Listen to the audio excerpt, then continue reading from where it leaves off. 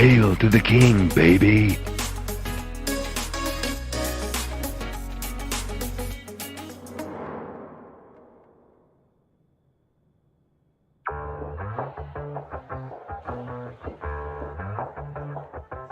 Yeah, it's a hot day. I'm hanging in the sunshine. You should hit me with the splash gun so I cool down. Won't you come on over? We can party till the sun's down. Baby, let me buy you a drink while we're dancing a blink. I could go for some Queen Bee too. Macy's going boom boom. If you're looking for some crazy, I'll tell you everybody's standing in line for the water slide. You can come on over. We can take the roller coaster. And you know everybody's looking for a ride in the water slide.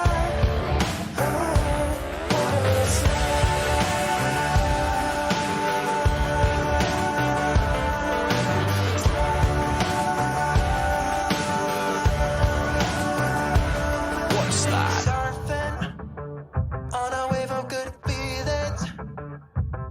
Well, it's just another Friday in paradise. So bring your A game, cause you know this party won't stop. We could never run out of time, sipping strawberry lime. You know I wanna share. How you doing? I haven't talked to you in forever. If you're looking for some crazy, I'll tell you everybody's standing in a line for the water slide. You can come on over. We can take the roller coaster. And you know everybody's looking for a ride in the water slide.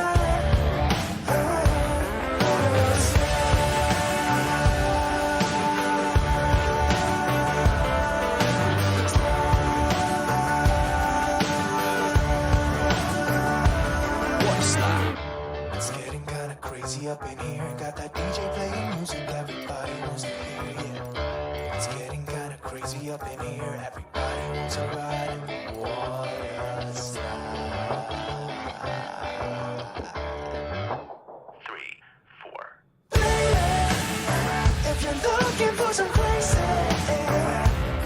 I'll tell you everybody's standing in a line for the water slide. Take the roller coaster.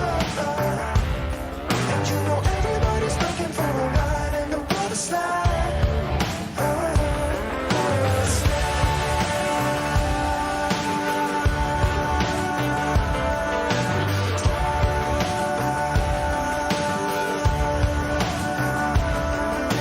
slide. Water slide. Hear me when I say let's make a night to remember. Let's celebrate from now till forever. This time we'll make a night to remind us we only have one life, gotta live it out loud. In another time, in another place, we could be lovers that can be replaced.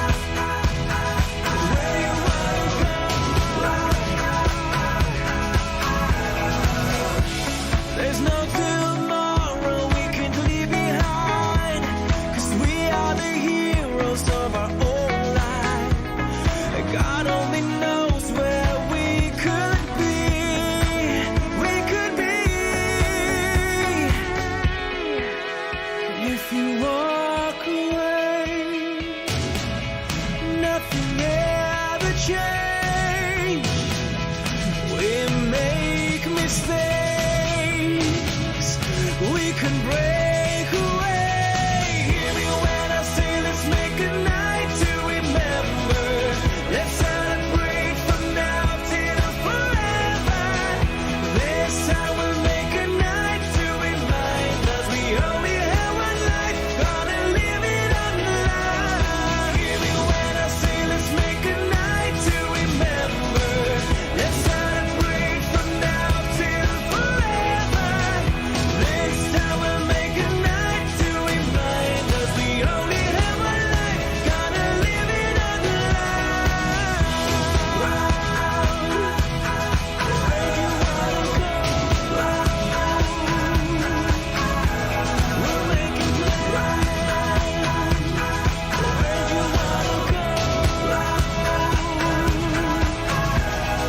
Hear me when I say let's make a night to remember.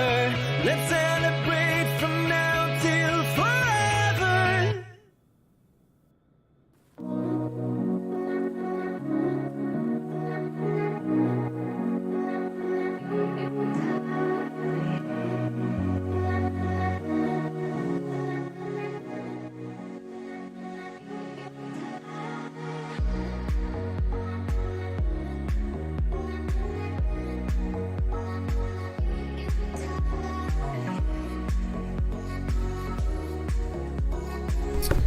Alright, g'day legends, welcome to the stream, welcome back to Little Plane That Could, the World Adventure here in Microsoft Flight Simulator this evening.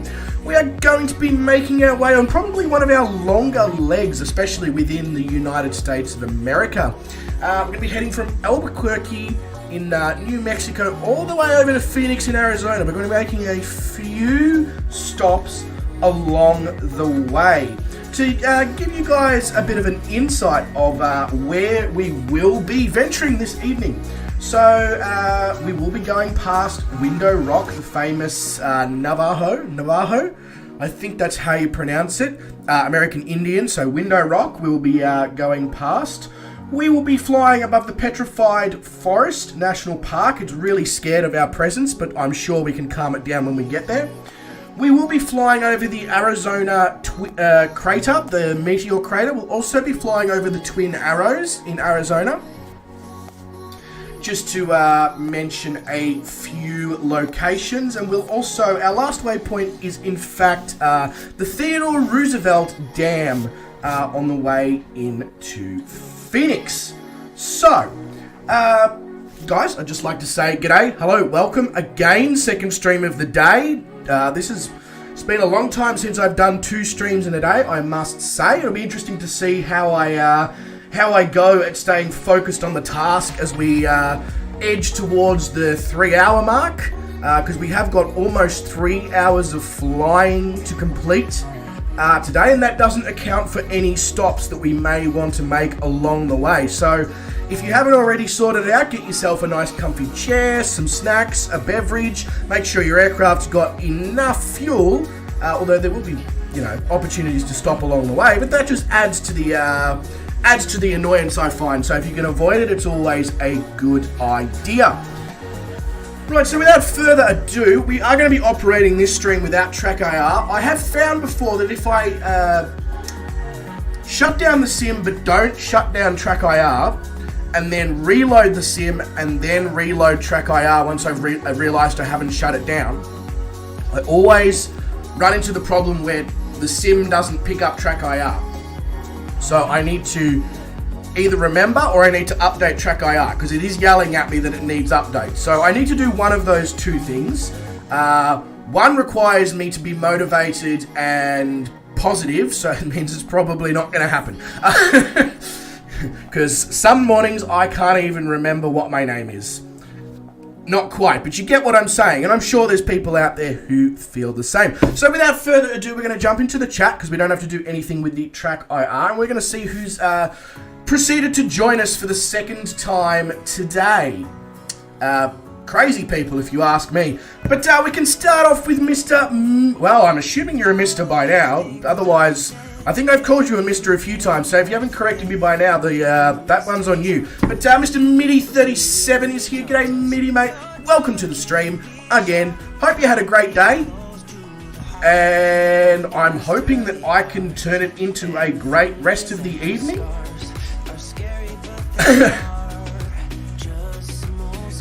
Swift Bunny is here. He says that he thought the headphone pad on the stream starting logo was the kangaroo's nose. Well, the good news, Swift Bunny, is I'm currently working on new slides. Would you call them slides? I think you can refer to them as slides. I'm working on new slides for the intro and the intermission and the be right back and the stream ending and all that. They're all being done in the film editing software that I use to edit my content, so they should hopefully be much higher quality than the ones that are currently in there, because they're still the old ones. The first thing that we updated was the logo, and then other things will happen. It's just a case of finding the time to work full-time, stream, run the house, you know, with keeping the lawns maintained and the floor and all that bullshit, as well as also editing content and doing the behind-the-scenes stuff. You know, there's only 24 hours in a day. I wish there was more some days. We also have, well, Mitty says you got to keep hydrated. I mean, one of these things keeps me hydrated, Mitty, but I don't know if that does. That's black coffee liqueur, so it's not really for hydration purposes, is it? Lena says, so glad to see you on the Sid Squad stream today, Lena. Likewise, it was absolutely lovely to see you over there as well. Thank you very much for such a warm welcome as well when I was over there. Really appreciate that. They got a phenomenal community over there at Sid Squad. They really, really do. Full of amazing people, and their streams are just on point.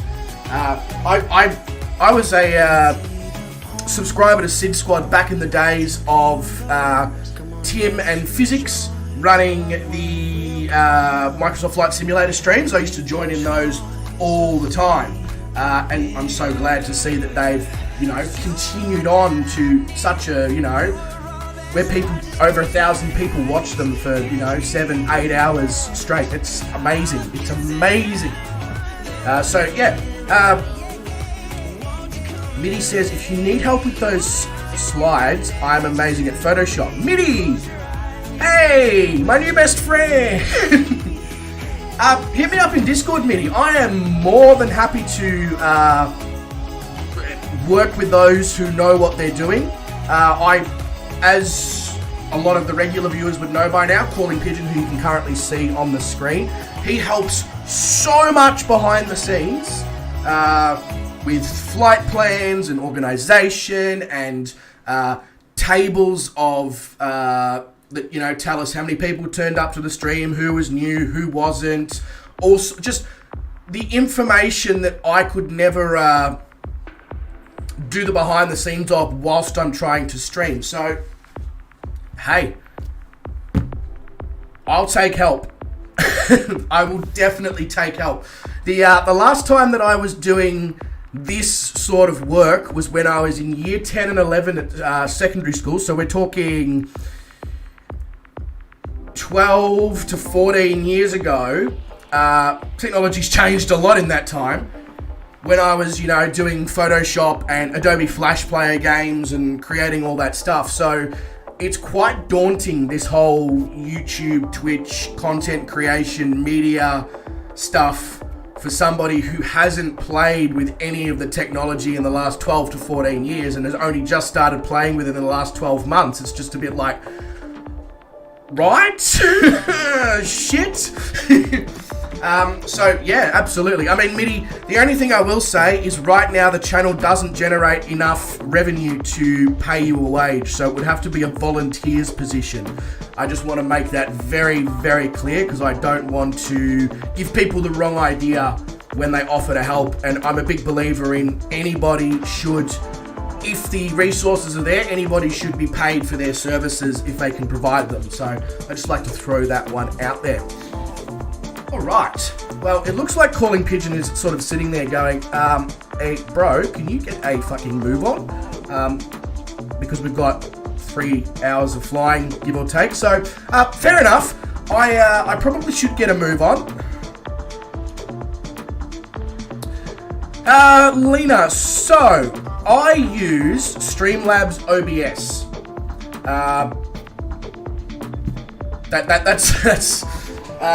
That's the streaming software. So it does the slides, it does everything you see on the screen except for the information at the top.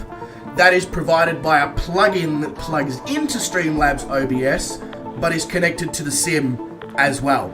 But yeah, that's literally everything comes from Streamlabs OBS except for the top part of information and the music. The music comes from Epidemic Sound. And the crazy thing about Streamlabs OBS is it's free. You can pay for it, and if you do pay for it, you get access to a hell of a lot more things that you can do with it, including multi-streaming on all the platforms that exist all at the same time. But you can also use it for free and just stream on one platform. And as you can see, it's more than powerful enough to do what most people need it to do, the free version. Sorry guys, I need to just take my hoodie off before I actually expire. It is so warm in this room. Probably because I accidentally left my PC on for the afternoon whilst I was mowing the lawn and then went to dinner for Dad's birthday with the door closed. So, yeah.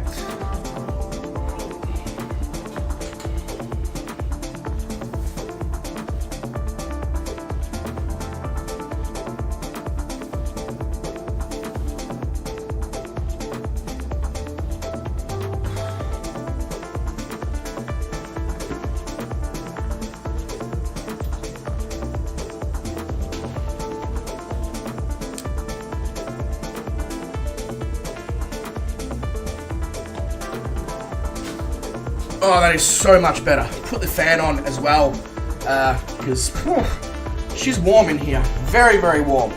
Alright, and sorry, one more thing, Lena. You'll probably find I use the exact same program as Sid Squad does for their Sydney Airport streams. The only difference is they probably have the paid version.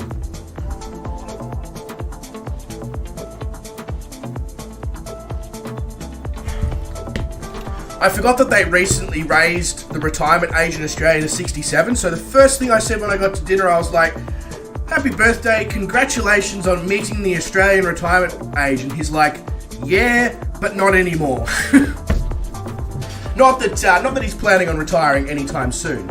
He's one of those ones, you know, I will work until I'm no longer bored when I'm not working. So that could mean 3 years, 5 years, 10 years, who knows, honestly. Right, that's those bits. We'll throw the propeller forward, mixture forward, yes, yes, yes. Make sure that we selected the correct fuel tank. There we go.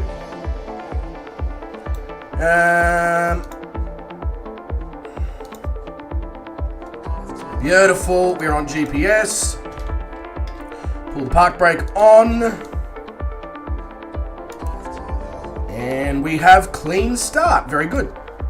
Lights. There we go. We can actually see stuff. Give it some flappage. Make sure the barrow is set correctly. So for today's flight, we have a MSA of 9,500 feet. But don't worry, the ground below us is at like 6,500, 7,000 feet above sea level. So, you know, we're not going to have far to go to get down and land at these airports, and we will most definitely be landing at some of the airports along the way today. More specifically, Gallup Municipal and Sedona. We will definitely be landing at those two in this stream because they are, well, Gallup is a major location within American Truck Simulator. For those who used to join us on our American Truck Sim streams, they'll know that. And then Sedona, well, Sedona is Sedona. It's like a well-known, awesome location. It's the location within the sim that you do the flying school from, etc. But now I need to figure out what the active runway is for today's flight. And the answer is runway 3. So all the way at the opposite side of the airport, and this is not a small airport. So it might be time to start taxiing because this could take a while. Although we don't need to use the whole runway. I need to remember that we're at a major international airport, and I do not need to use the whole runway to get this aircraft off. Although somebody may need to remind me, hey, when you get to the runway, dickhead, pull the mixture out a little bit. Otherwise, you're going to go nowhere.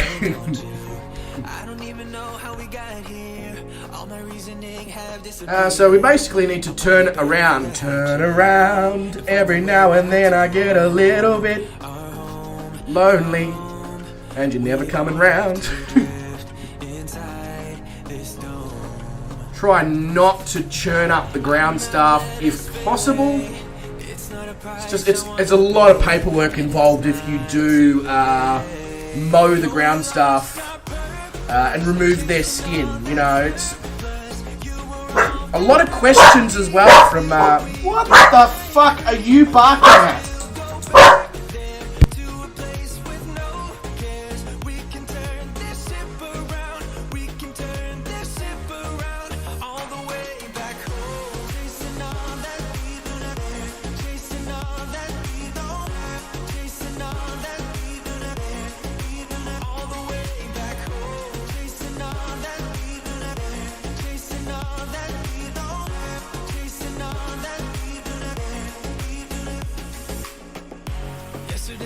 Could be ourselves, didn't have much, but nevertheless, we were true to each other. Alright, sorry about that, guys.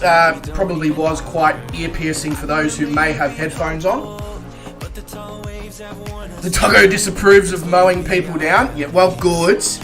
I'm glad I've raised her correctly.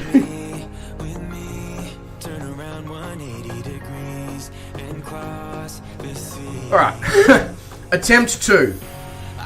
It's about now that she's made it into the living room and realizes that there is nobody there, and she's like, shit, I just got kicked out of the stream room for no reason other than my own stupidity. And she would be correct.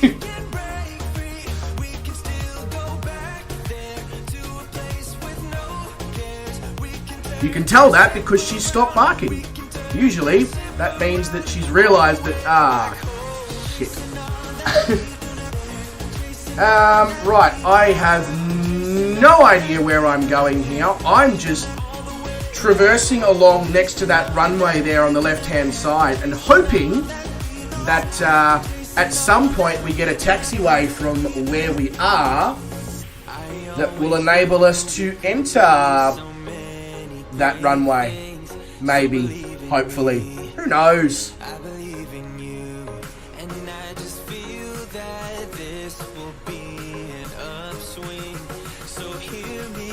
It's not looking promising. Oh, hang on. Oh no, that's not a... How? What? Hang on a sec. Something's not right, because I've just taxied the length of that parking area, and there at no point was there a entrance. Oh, it's up here. What a stupid design of the GA ramp.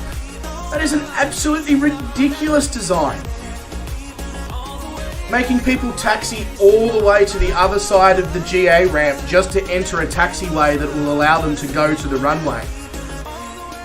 Whoever designed that, mind you, there's probably not that much GA activity at such a large airport such as Albuquerque International. Now that I sort of sit back and consider it, I was about to roast whoever designed Albuquerque Airport's GA area, but you know, there's a lot of little airports within the area which are probably more suited towards GA aircraft. For example, you've got Rio Rancho, you've got Los Lunas, you've got Belen.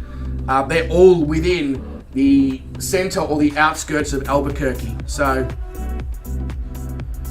I guess I can't be too harsh on them when all things are considered.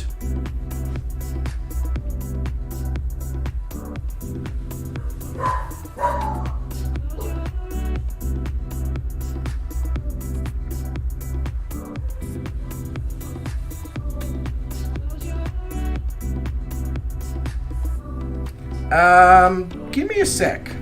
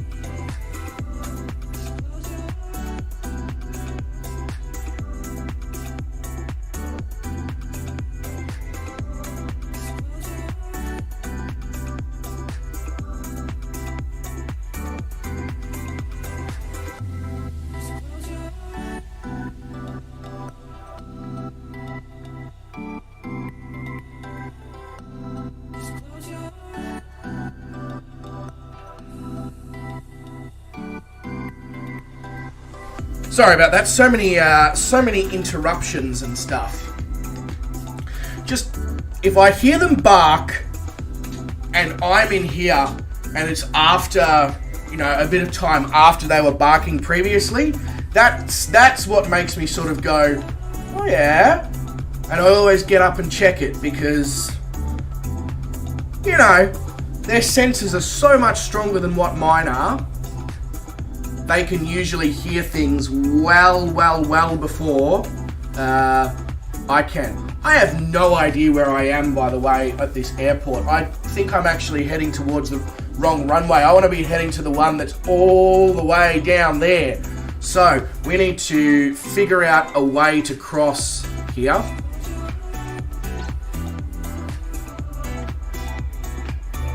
Because at the moment, all we've got is over 10 knots of direct crosswind, and that's not going to be a good time in a little Trinidad TB21GT. I mean, it's a decent plane, but it's as you can see, we're struggling to keep it on the taxiway with the direct 11 knot crosswind, let alone if we were trying to take off. It would not be an ideal situation. So to avoid crashing, we're going to make a smart decision here. If it'll actually let me go left into the crosswind. It's definitely not liking that, that's for sure.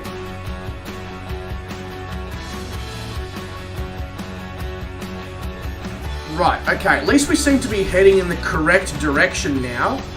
I forgot to get the runway number of what I should be actually heading towards, which is, you know, good. Mitty says, such good relaxing music choices. Mitty, I'm glad I can be a provider of some sort of service of relaxation there for you, sir.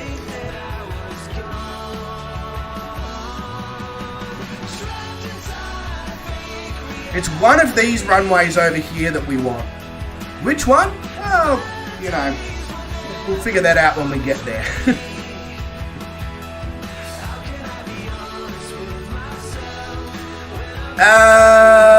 Mitty says, it's a plane that I wish I could own, to be honest. Out of all the single engine GA aircraft, the Tobago and the Trinidads are one of the few I'd like. I tend to agree with you, Mitty. It's a really nice GA aircraft. One person I'm actually really incredibly jealous of is, what's his name? From Rebuild Rescue. The guy who just picked himself up a TB21GT. I was like, you prick. I'm just going to zoom in here on a little nav map and just make sure I am heading the correct direction. I am. Probably not a good idea to come to a stop in the middle of a runway, so we won't do that. So this is our runway that we want, and there doesn't appear to be any taxiways as such that sort of dedicated just to this runway. So we're going to back taxi, which probably sounds absolutely insane for a GA aircraft to be back taxiing at a major international airport. But here we are, nonetheless. I'm trapped inside a fate. He does share the experience with us, Mitty. Rebuild Rescue is a YouTube channel that is dedicated to rebuilding rescued aircraft that they managed to buy or get for free. They picked up the Cessna 401 for free.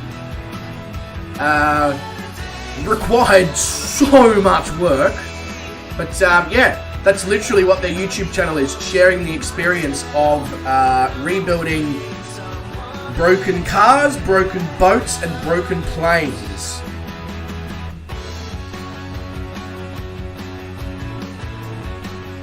Oh, I see. Yes, take us on a trip. Hey, this looks like a taxiway. Let's stop backtracking on the runway for a bit. Yes, of course. The only problem is he's based in the US, so it's going to be kind of difficult for us Aussies to get a ride off of him. However, there is somebody that us Aussies could potentially get a ride off of. I don't know, you might have actually met him because you go to flying school, Mitty, at the same place that he flies out of, and that is no one less other. No, that's not the sentence. You know what I'm trying to say though. Stephen Drury.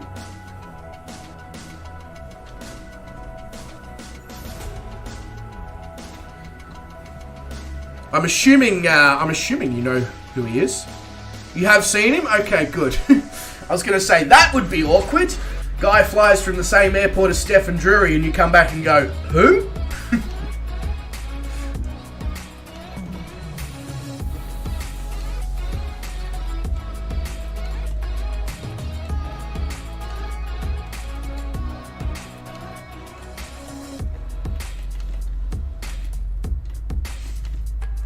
So, I am hoping one day in the future to potentially take a flight out of Latrobe Valley when I've saved up some dollary dues and take a flight over to Moorabbin and just see if I can grab a glimpse of the bloke and be like, hey, I got a YouTube channel. Can we potentially do something together? Even in the sim? Because I know he built himself a simming PC last year when he couldn't fly because of the lockdowns.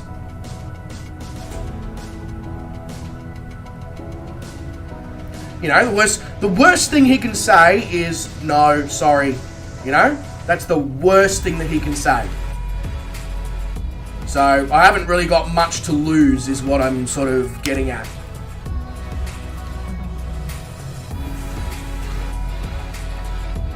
Jeez, even as it was, well, it wasn't quite a direct headwind, but even using the active runway was pretty brutal in terms of trying to keep the damn thing on the fucking runway.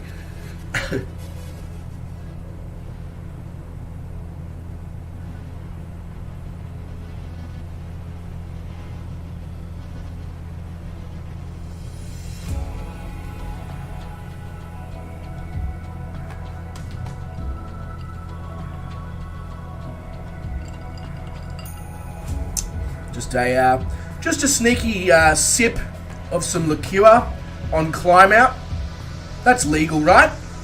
Nobody's they're not gonna get screwed over by the FAA or whatever, you know, sipping on that scissor. Well, it's not scissor, but yeah, on climb out. That's fine, right? I had a couple of beers before I took off as well. Nothing to worry about. I'm sure everything is all above board.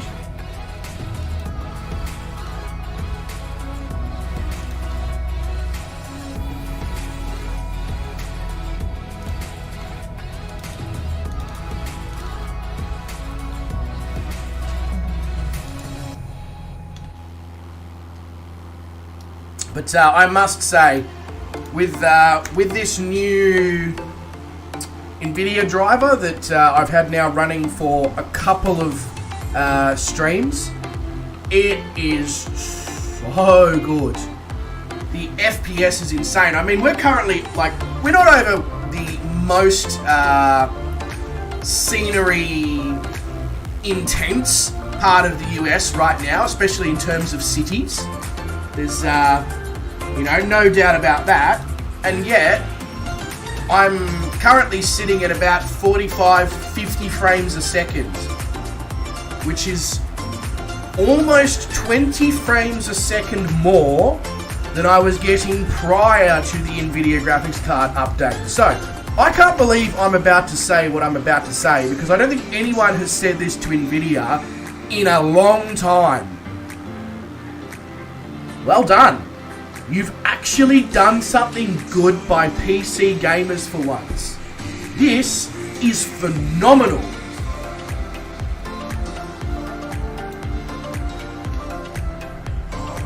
Something that NVIDIA most definitely has not heard in a long time.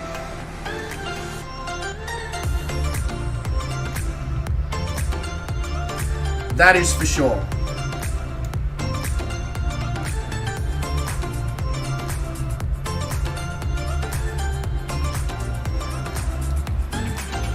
God, you can see the wind is already causing havoc for the little Trinidad. Lots of I don't know how to. I'm not a very good actor, so I'm just going to try and. That's kind of what it's doing at the moment.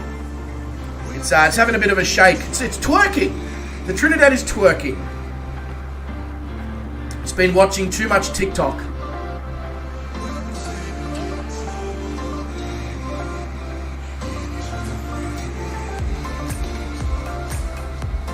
It'll be interesting to see if we actually stay under the clouds here.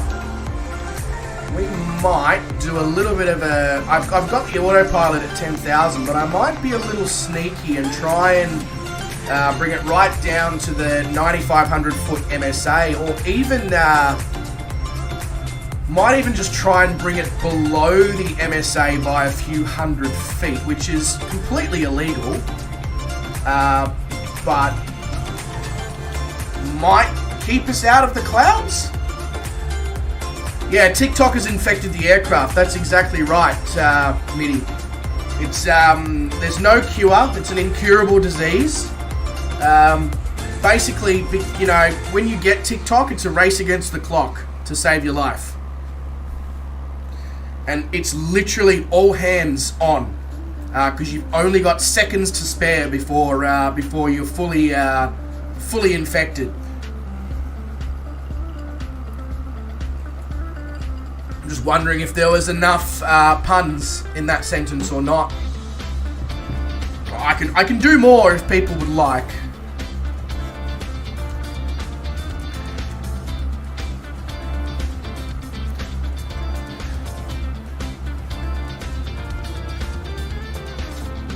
That's my acting of playing a ukulele. Probably not my best work. Just out of the chat for 2 seconds here, wonderful people. Oh, shut up, Star.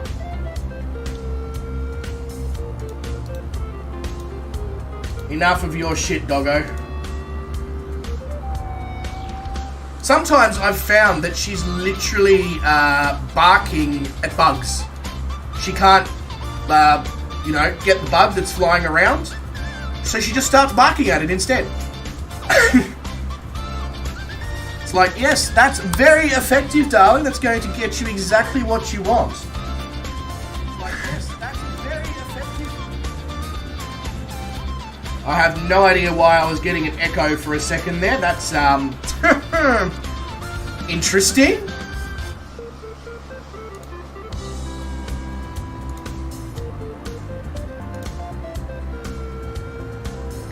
Sometimes, I guess, the sim and YouTubers just decided, oh, he's so good, we want to hear him twice.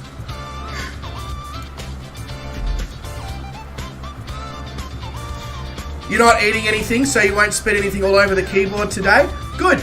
Look, MIDI, some advice for you there, mate. If you are looking for a snack or something to munch on, can I recommend a KFC coleslaw? Sorry, I feel like we've just got to keep rolling with this one now that we've done it, 2 or 3 streams in a row. I figure we've just got to keep it, keep it going now. In fact, the food of the streams from now on will be KFC coleslaw. So everybody's going to be incredibly unwell after every flight. Sounds tempting, I know.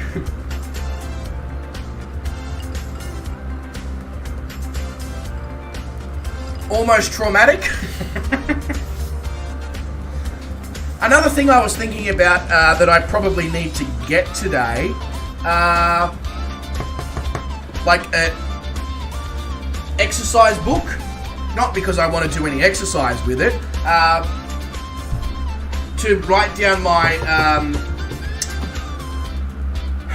checklists that I make up in the sim when I fly new study level aircraft and all that. Because then the checklists are in my language and my writing, so it's going to make it a lot easier for me to remember and follow and learn and continue on with. What have I had for dinner today? So I went to Okami for Dad's 65th birthday. So I have, for dinner, I have had miso soup, shumai, stir-fried garlic butter vegetables, chicken karage, prawn gyoza, a couple of prawn gyozas. What else did I have? A little bit of beef carpaccio and 2 sushi and sashimi platters as well. So, have I had enough food? Yes, for the next week.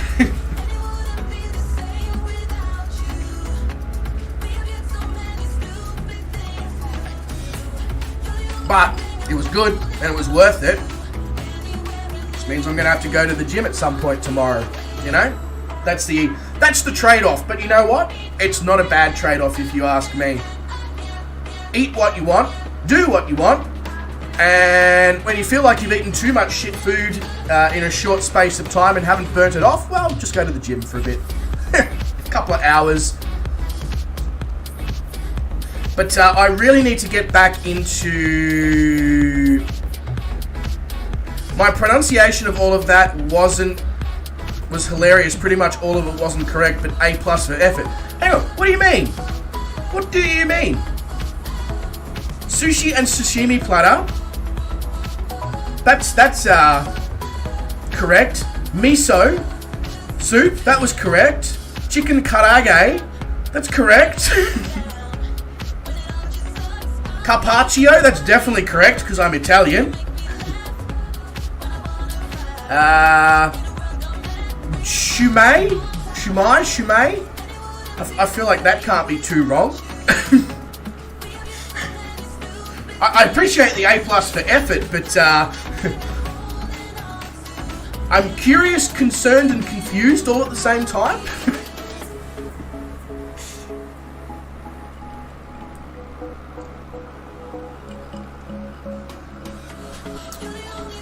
No. As in Japanese pork and vegetable dim sims. Shumai.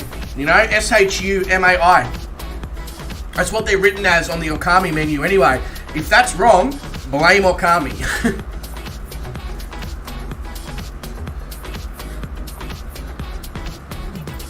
But I feel like I did okay on the rest of it. At least, my old head, at least I can say chicken karage, because my old head chef used to call it kaganaki. And I was like, where the king hell, looking at KARAAGE, where do you get kaganaki from that?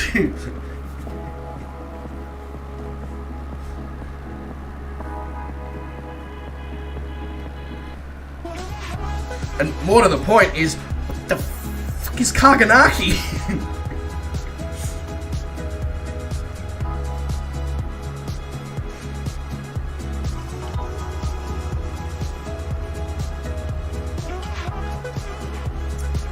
But Mitty, any of those things that I did get wrong, please do. I always say, please, if I ever say anything, pronounce anything wrong in a different language slightly incorrectly, please do let me know the correct pronunciation, because there is nothing worse than being live on the internet and being a chef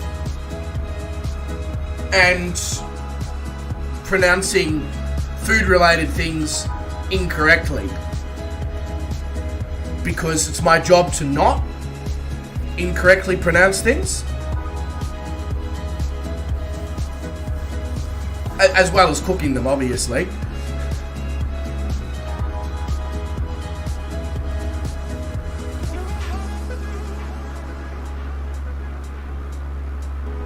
Okay, so there could be two pronunciations actually, Mitty. That's interesting. In fact, I might just quickly Google it and see.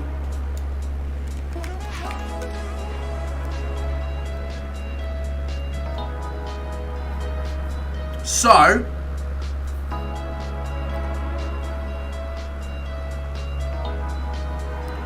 Wikipedia says it is shumai. However, it is pronounced siomai, according to Wikipedia. So I was pronouncing that incorrectly. It is siomai. It's also Cantonese. It's not Japanese at all. So I'm a little bit concerned as to why a Japanese restaurant has it on the menu. But anyway. Oh, you were saying gyoza wrong. Yeah, it's gyoza. I know a lot of people call it gyoza. I know that's a thing.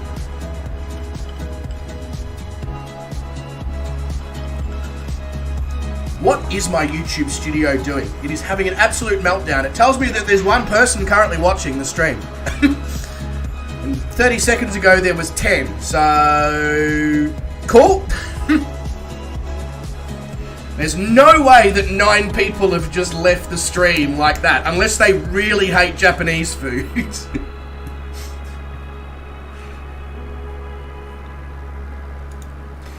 But no, YouTube Studio occasionally does weird things like this. It's actually been good for the... I had a big conversation about this in a stream a couple of weeks ago, and it's been pretty good since, but it's just starting to show its... to rear its ugly head again in this stream, and just all sorts of weird shit.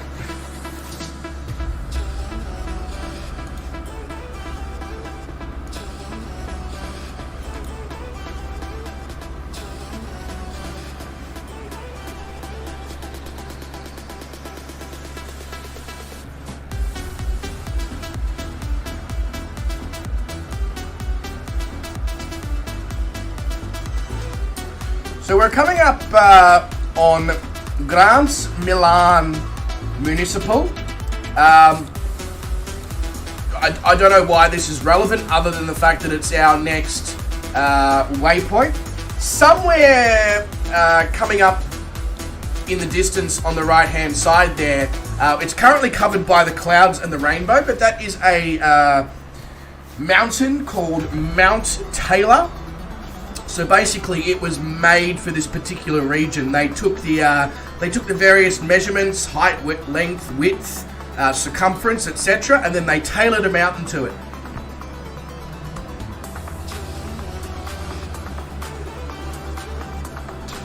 And as you can imagine, to produce such a marvel of visual spectacularism, I'm just making up fucking words now, that there was a lot of terraining involved.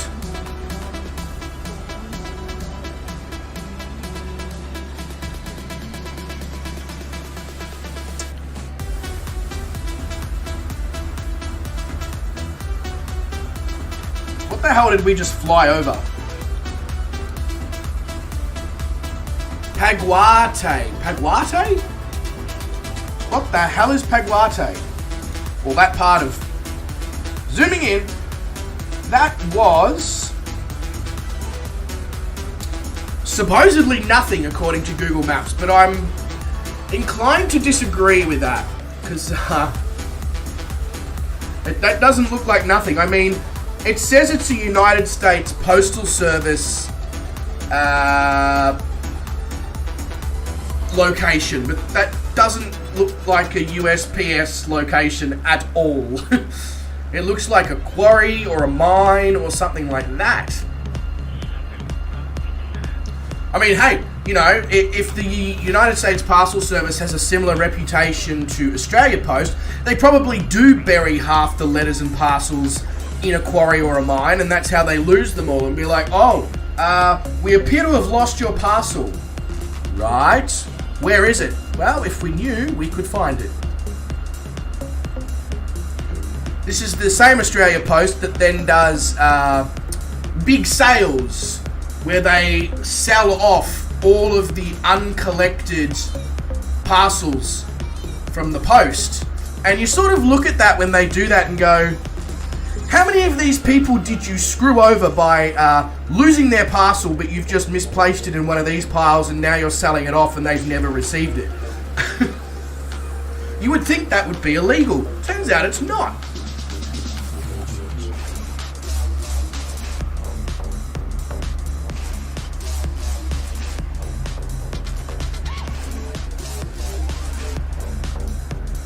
I'm hoping nobody in the chat works for Australia Post. Otherwise, that would be a slightly awkward conversation to have. Hey! Well, that actually wouldn't be a bad thing, because then I could message you in Discord and be like, I ordered this. Where is it?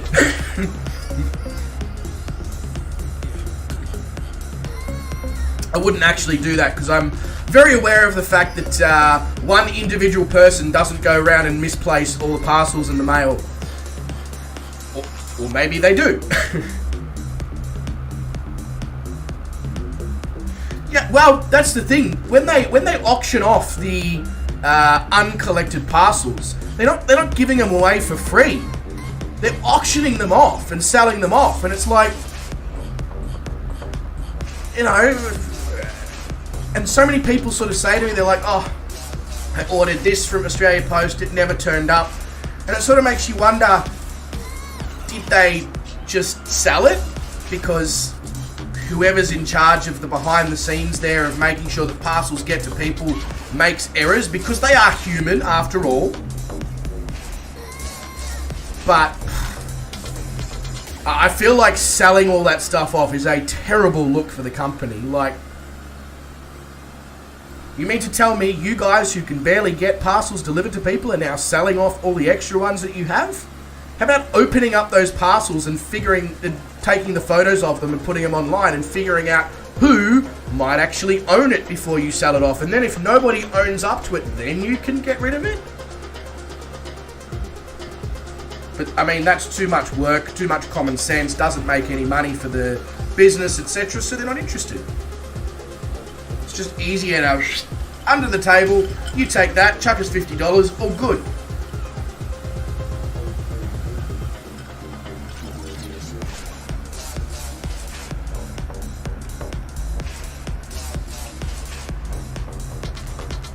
The weather's nice. Weather's nice. If I was flying any higher, we would literally have missed everything. Literally missed everything.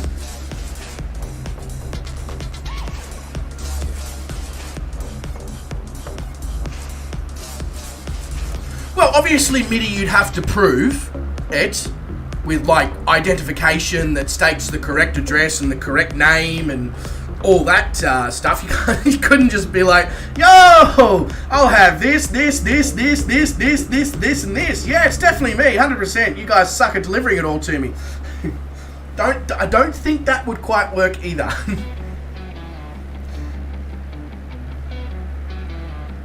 But like even a lost property section on the Australia Post website, which is literally a location with photos of lost parcels and letters and all that, with the people's names and address on them, and you literally go in and look for your name and address.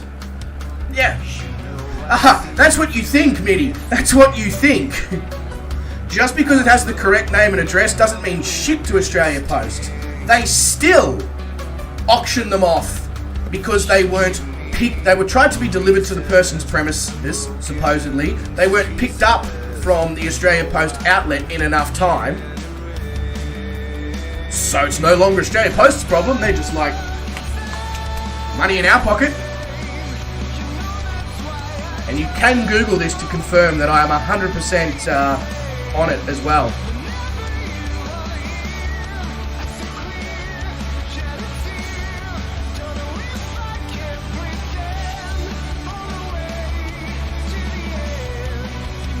So we were, here's what I was speaking about earlier on. We were, earlier today's stream, we were on Route 66. And right now, we are about to join up with Route 66 here at the town that's owned by Grant. I wonder if we get close enough, I wonder if we'll see the Cessna 152 on the ground there at Seligman. I don't think we actually get close enough, and unfortunately, I don't think that would actually occur because it would require me to have another PC with a 152 set up on the ground, which is, yeah, not really a thing. Mainly because have you seen how much PCs cost? I've already invested enough in one. I don't want to be investing more in a second one right now just for the sake of being able to place aircraft so that we can fly over them. How did you invest your money? Oh, I bought multiple PCs for the sake of streams, making sure that there was little Easter eggs placed all over the place. I can imagine my accountant or financial advisor's face if I said that to them. They'd just be like, what is wrong with you?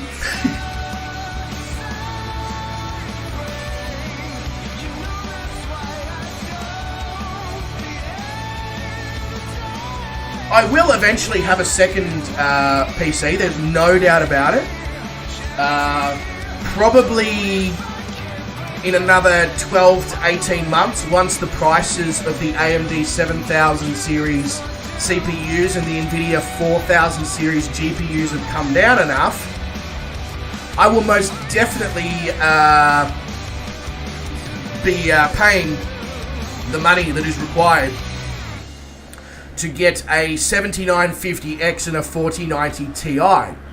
And then I will use the leftover parts in this PC to build like a streaming PC slash server slash, you know, whatever I want it to be kind of thing. But that's it's in the future. It's not it's not something I want to do now.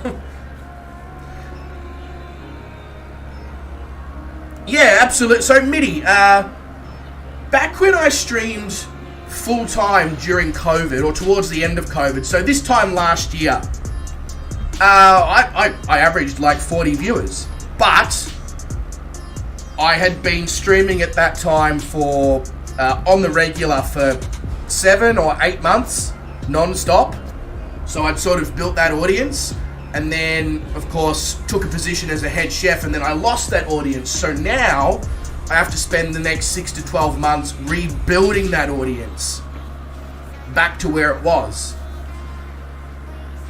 But the problem is that in the interim time, I convinced some of the viewers of my streams and Shane's streams to go and stream because I was no longer streaming. So not only have I got to regain the audience, I have to regain the audience against competition that I created for myself.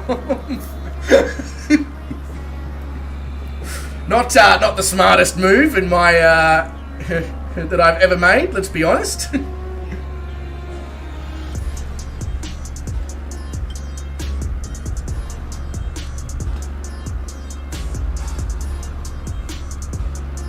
Yeah, so I used to stream YouTube, Twitch, Facebook, and Trovo all at the same time when I was paying for Streamlabs Prime and all that sort of stuff. But, you know, I'm back, and I've got to do this properly this time, you know. No shortcuts, no, this is my second chance. You know, everybody's sort of giving me that second chance, so I better not fuck it up, yeah? Is my kind of view on it. Better put as much time and effort as I possibly can into it. Sort of be like, hey, I know I disappeared for 6 months, but I'm back and I'm not leaving this time. I'm sort of going to prove that.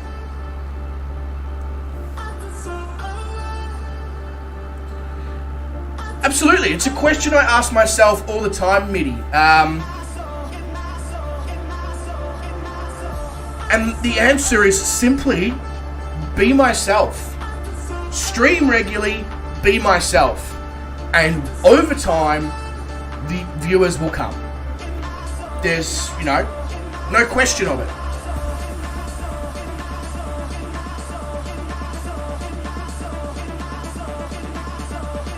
But it does take a good at least 6 months of regular streaming at very set time frames for you to sort of build an audience on YouTube.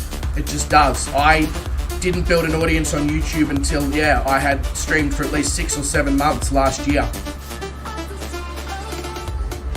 And I had a lot of help from people like Oz Flight Simmer, and Shoney Gaming over on Twitch. People like that helped me out a lot with sharing my content and the channel and all that stuff. I probably won't be looking for that support this time around, simply because they've already given it to me, and I'm the one who let them down by disappearing. So therefore it's my job on my own to regain the people, you know?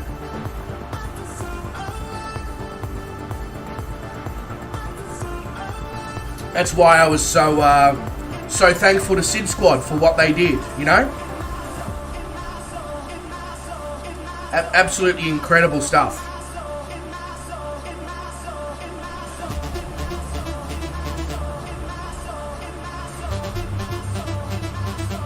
Anyway, that's probably not the, like, as much as I'd love to speak about this, you know, more in depth, it's probably not really the kind of content that people are looking for when they're looking for flight sim streams. They're not looking to hear about how I can and can't grow my audience back.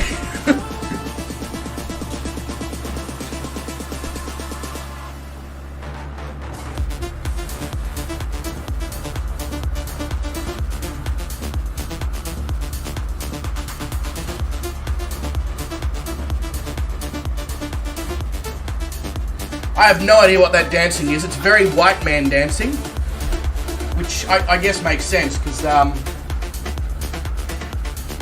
very much qualify on that regard. Right, so we're coming up now on Gallup Municipal, which is going to be our first touch and go for the stream. Now, Gallup Municipal, it's the kind of airport that can get away from you very fast. You got to really, you got to pull it in, take control, stop letting it turn you into its whipping bitch, and just stop horsing around in general, really.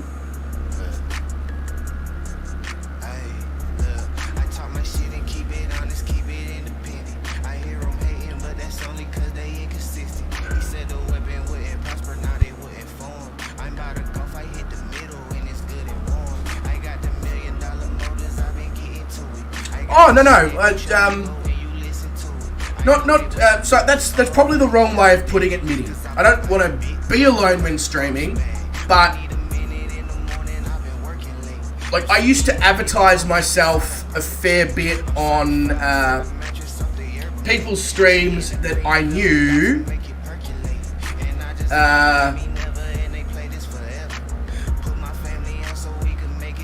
you know, because they sort of gave me permission to, but I won't do that anymore, because, like, I guess in my brain I sort of go, hey, they helped me out, I disappeared, that's technically letting them down. Sometimes people shouldn't get a second chance from others. That's kind of maybe a better way of putting it. Maybe it's not. I don't know. I think you sort of understand what I'm trying to say. It's... yeah.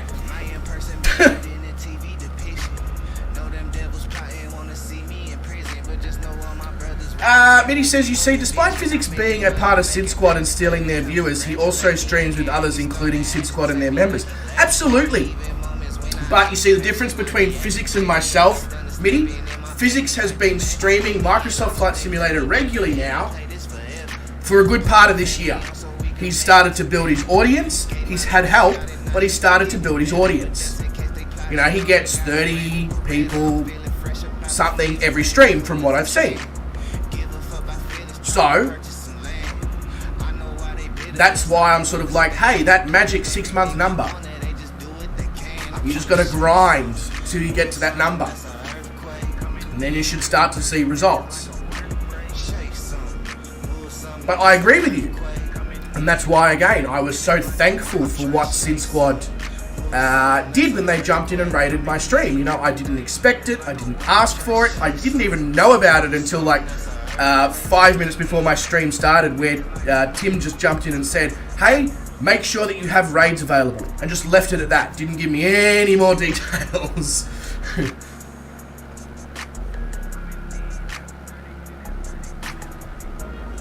Oh, really? He hasn't streamed in 2 weeks or something? Really? Oh. God, time flies when you're having fun. I could have sworn he was streaming like 2 days ago. Has it really been 2 weeks? Bloody hell. I appreciate that though, Mitty, but again, that comes back to what you said before. There is always the question you like to ask. How can I be better than them? How can I make people watch me or prefer me rather than someone else? I wouldn't hold it against you if you preferred Physics. You know, I appreciate the fact that you said you're still going to watch me, but I'm in 100% agreement with you. Watch, you know, watch the better streamers, the ones who you prefer.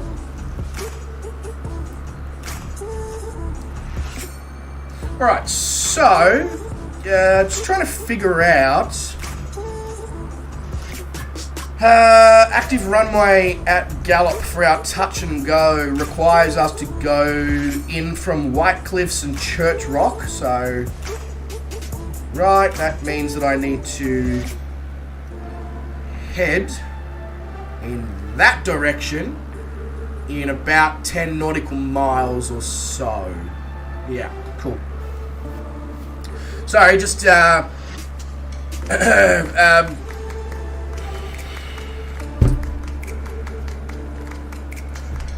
still going to use the word absorbing because I still can't come up with the correct term for what I'm trying to say, but I'm absorbing Ed Sheeran because I'm thinking out loud.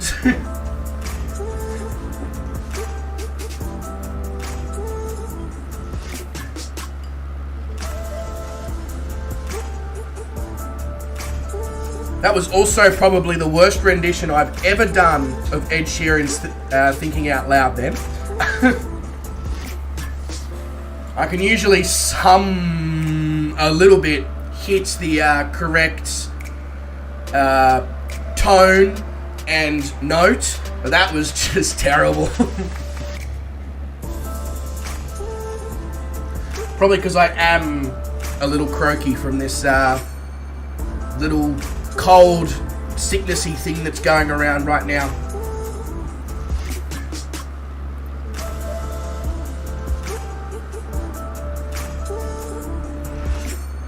I would say I'm disturbed because I'm down with the sickness, but even before the slightly croaky throat and all that, I was disturbed mentally. Oh, it's not even a get well soon style thing, Mitty. It's more, it's that annoying, you know, where you sound like your sinuses are blocked, but they're not, and your throat's a little bit scratchy, and you're a bit like all the time, but you're not coughing much or anything. It's annoying is what it is, because I have no other symptoms other than those two things that I just quoted. It's just like, body, decide. Are you getting sick or are you not? Don't leave me hanging in this midway bullshit.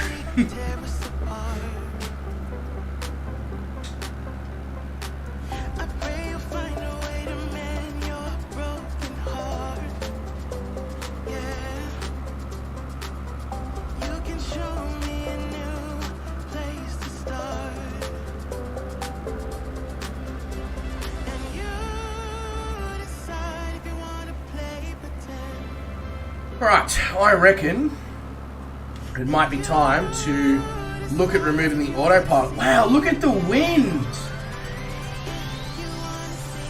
It is just throwing us all over the place.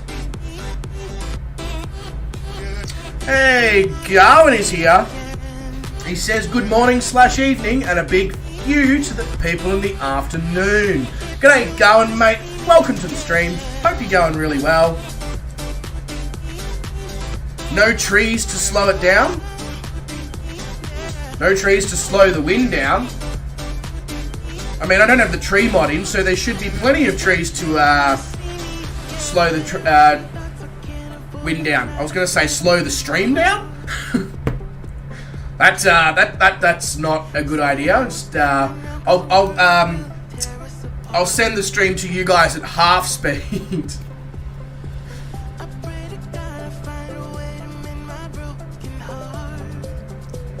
Really? Is that's pretty bullshit, Mitty, really? Like I get it. You know, COVID was a thing, big thing at that particular time. But if you had cold and flu-like symptoms, but you'd proven that you didn't have the big C, I mean, does that not mean that you're all good? No? I don't know. Yeah. I've never understood that.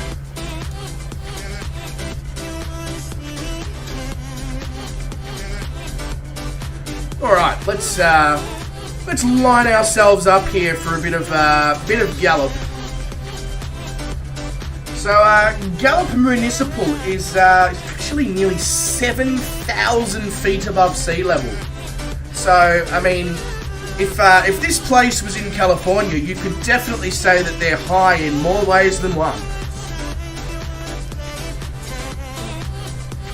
Oh, absolutely, Mitty. I feel like at times, every world leader, state leader, everybody who was in charge during that, because it was, it was territory that nobody had ventured down before. I feel like everybody made so many mistakes, and you can see it now because so many of the restrictions and stuff that were implemented are now completely gone because they've realized that, oh, okay, you know.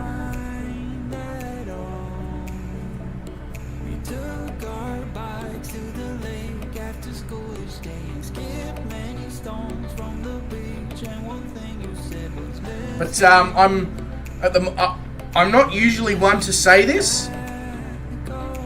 Right now, I'm relatively happy with Dan because he finally announced that he's going to fund the he's going to fund the new hospital in this part of the world at a cost of $600 million, which desperately required. Incredibly desperately required. So right now he's in my good books for that, but he's not in my good books for many other things.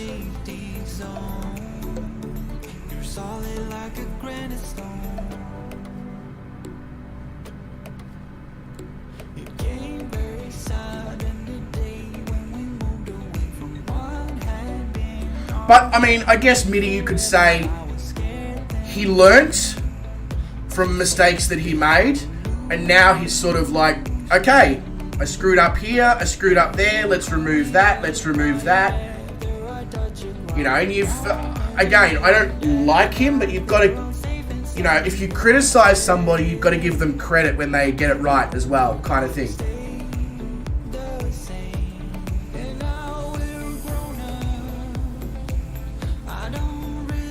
I feel like I'm a little low. It's just,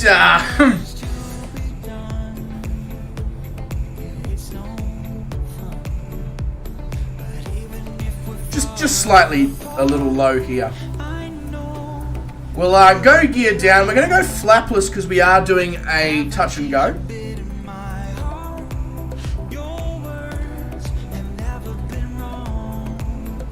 You would think that I'm fighting huge winds. I'm not. I'm fighting a crosswind that is gusting from 3 knots to 7 knots. But it's enough to upset the Trinidad.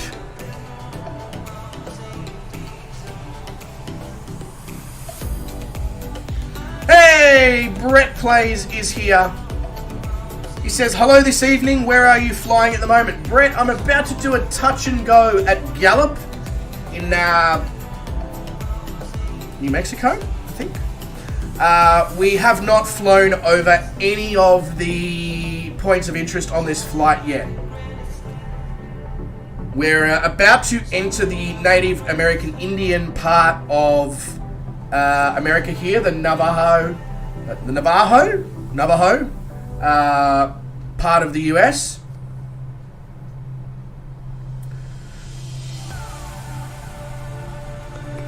Yeah, absolutely, Garwin. You hit the nail on the head there, mate. Unfortunately.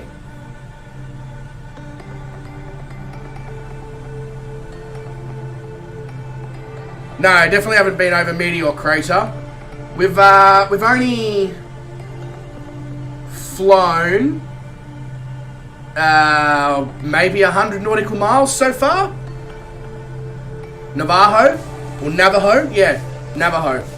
So that's where we're flying at the moment. We're just going to be doing a really fast touch and go here at Gallup, assuming we can even get it down at this speed.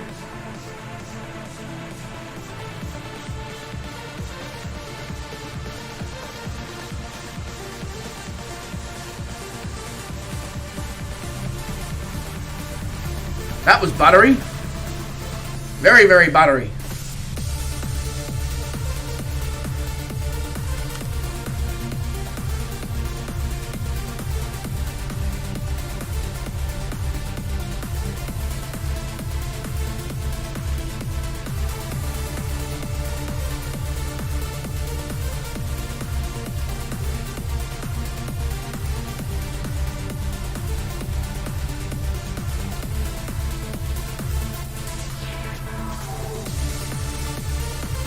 How you going, Brett? How's things?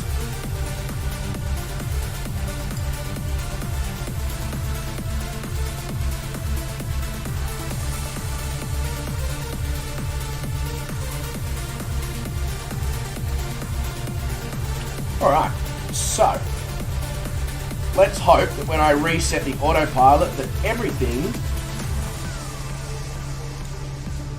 No, not quite.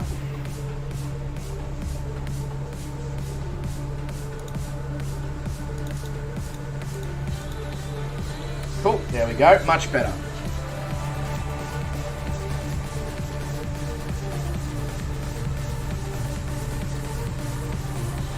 Oop, maybe a little too far on the throttle there.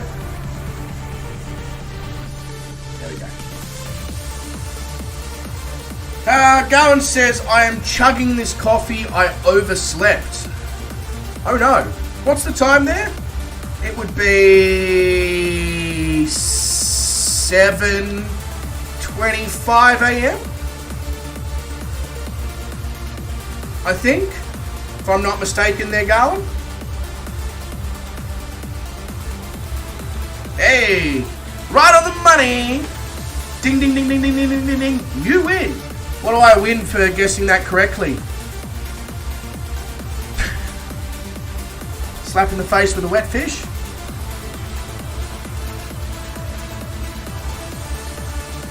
I've already forgotten about the fact that there's the time zone difference now of 1 hour. So when I start streaming at 8 p.m, At my time, it's as if I've started streaming at 5 a.m. your time, as opposed to when I start streaming at 7 a.m. Sorry, 7 p.m. It's 5 a.m. your time. And then in another month's time, it's going to be a case of if I start streaming at 9 p.m., it'll be 5 a.m. for you. So that means that you're going to have some early mornings going if you want to watch the streams. Oh, I win a cookie. Okay, I'll have a cookie. I'm not going to turn down a cookie. Brett has been watching the Grand Tour. He's a season behind, so he's caching up. You're only a season behind, Brett. I think, other than the Grand Tour specials, like A Massive Hunt, which I think is one of the greatest names ever for a special, I think I've only actually watched Season 1 of the Grand Tour fully. Mainly because I don't have any streaming service subscriptions at the moment. I probably should at least have Amazon Prime, because I also shop on Amazon a bit. And that usually is beneficial.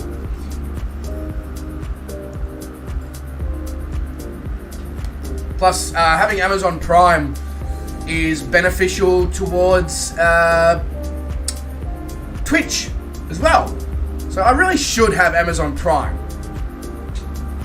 Top Gear, yeah. So, Mitty, I probably, in fact, I can hand on heart say I've seen every single season of Top Gear. Every single episode. Probably multiple times.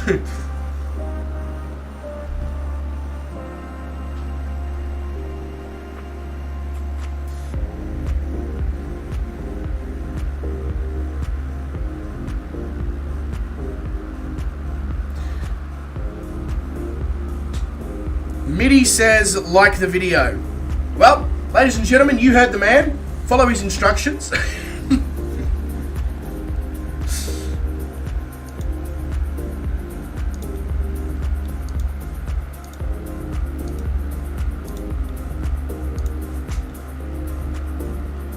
Yeah, even the crazy early ones. Exactly. One thing I definitely miss about some of the early seasons of Top Gear is the fact that Jeremy Clarkson could basically get away with saying anything he wanted, no matter what.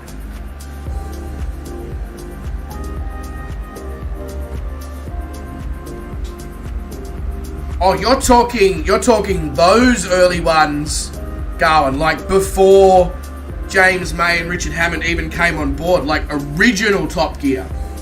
I haven't seen much of original Top Gear, but successful Top Gear I've seen probably every single episode in every single season. Up until Clarkson and Hammond and May left. And I don't think I've watched Top Gear since. Before Clarkson. Bloody hell. Garwin, you're showing your age again.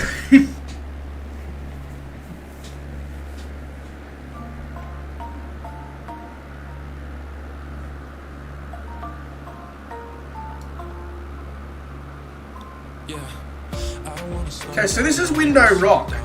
Now, it says that Navajo National is here somewhere as well. I think that might be what we've just flown over, but it's not showing up as a POI in the sim anymore, so that's interesting.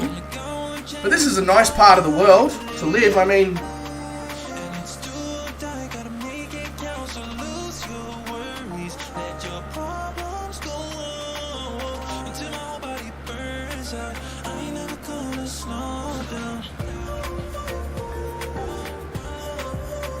very nice. Well, that was Window Rock, ladies and gentlemen. That was Window Rock. I went and stood at the window, but I didn't hear any rock music, so it was a little bit disappointing, I must say. Australian Top Gear? Yeah, There was one season of Australian Top Gear that was really, really good. But it was the only one, and I'm just trying to remember who the hosts were during the successful season. I think Shane Jacobson was one.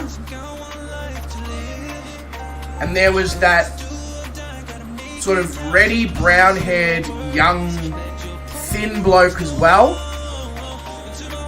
But I can't remember who else was involved. That is the only good season of Australian Top Gear. And for some reason they decided to change the hosts after that season. And it just went to absolute, complete and utter shit.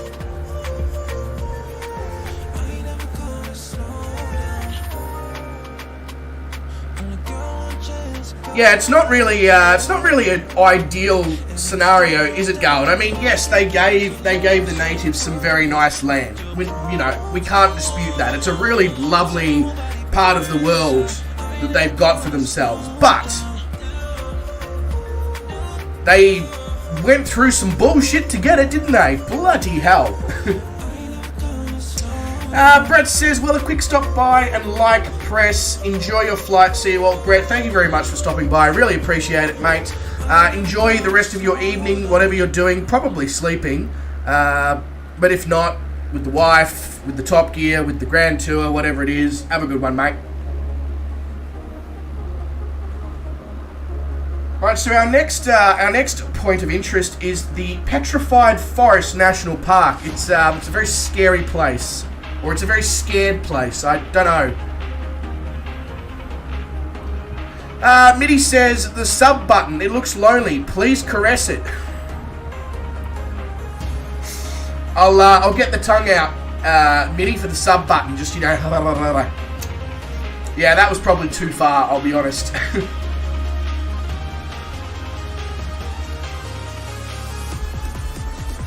Yeah, to be honest, Garwin, I didn't rate either of them, unfortunately. I really, really wanted to like it, but I didn't rate either of the US ones. It was that, it was the dad bod redhead guy with glasses that just sort of made me go, you're a tosser. Can't remember his name, but it was a stupid name. Rutledge or something. You got slapped last time you pulled the tongue out. Is that what you're saying, Garland? Who slapped you?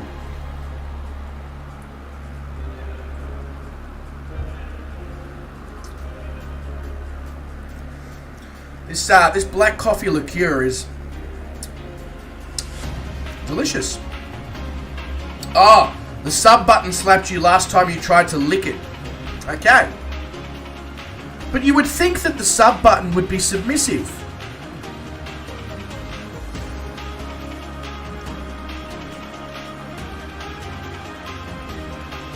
Yeah. Yes, I did just say that. Yes, I do potentially regret just saying that as well.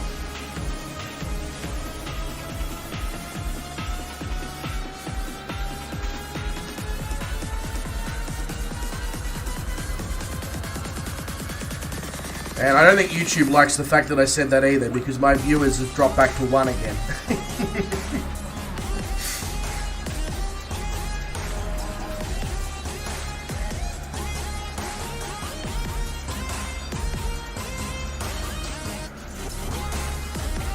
Oh, stop, for God's sake.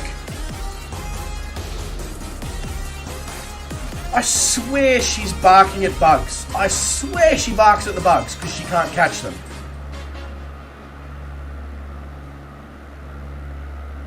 It's just like, give in, doggo. They're not going to bend over?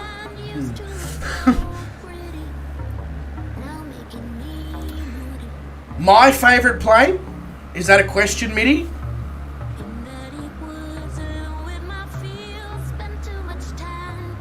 I feel like you needed to make your name not MIDI but MIDI instead of stereo. You'd still be MIDI. Yes, I know, Garwin. I mean, when isn't it, really? Let's be honest.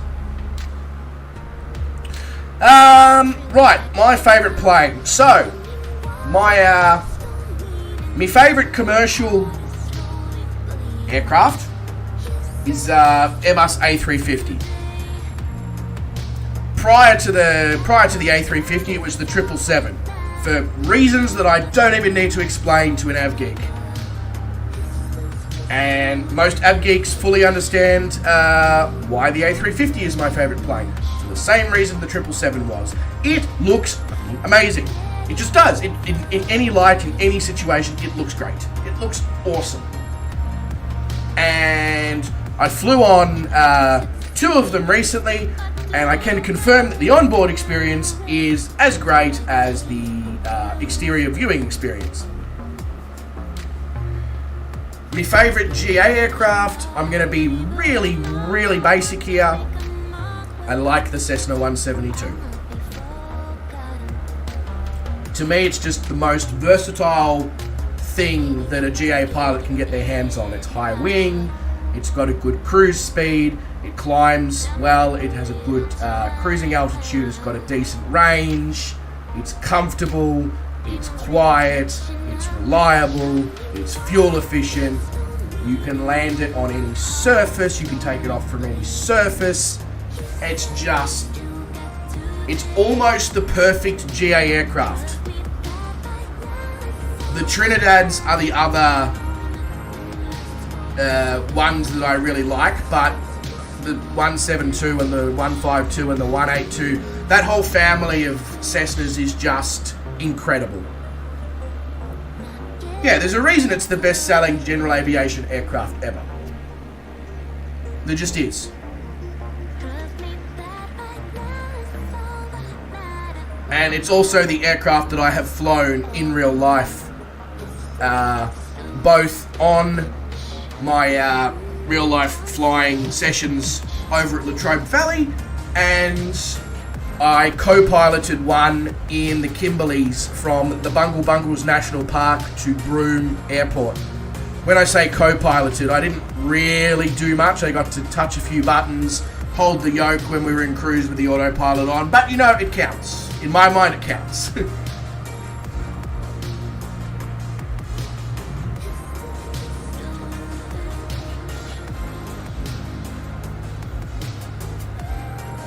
Oh, absolutely, Mitty. 100% it does. There is no question about that. Although it was my favourite GA plane before I flew it as well. But flying it cemented that thought and even elevated it to another level that I didn't even think it was possibly able to achieve. So, yes, and then was cemented by me actually getting the opportunity to do in real life. What about you, Mitty? And Garwin, really? What's the favourite aircraft, both commercial and GA? I feel like I may have already asked Garwin this question before, but I can't remember the answer, so I'm just going to let him answer it again. Yeah, his is still the long EZ, never mind. I knew that. Sounds romantic. Yeah, myself and the 172, we like to get up to some stuff, you know? Just define commercial, carries passengers. Like, it can be a small airline, but carries passengers. I mean, technically you could, you'd be like, you could do something like a Grand Caravan and all that, but I'm thinking more, you know, like a Twin Otter, Kodiak, or beyond.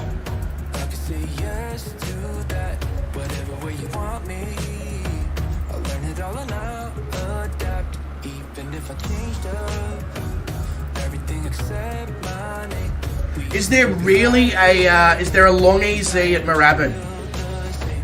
That's cool.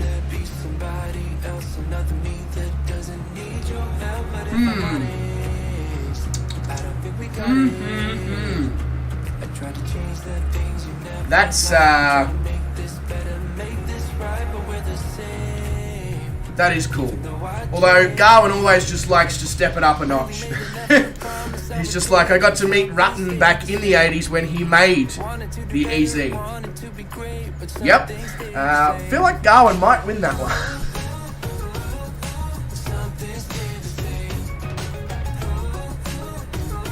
Just realised I need to change fuel tanks. Or I just remembered, should I say. Which doesn't occur often.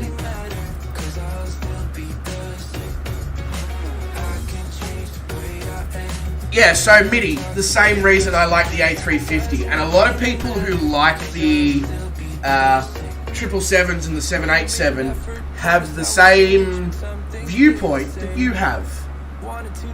They're like, oh, we're tempted by the 350 because of all the curvy bits.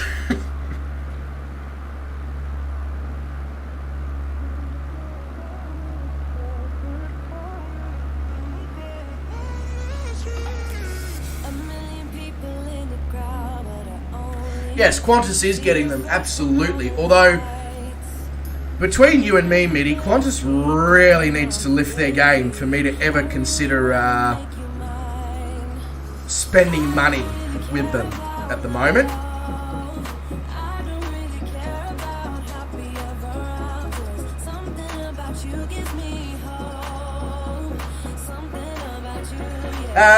Garland says, my aunt lived in North Edwards and worked at Edward Air Force Base. Is Edward Air Force Base where the Long EZ was produced in the Rutten Aircraft Factory?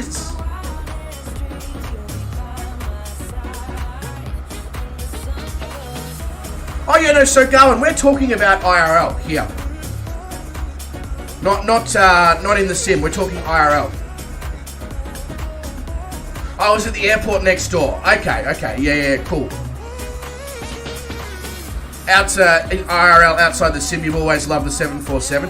I feel like that's most av geeks in your age group, Garwin. So that those who are aged from about 45 to 75, you probably find that their favourite commercial jet is probably the 747, simply because they were growing up at a time when, that was the technological marvel of the aviation industry.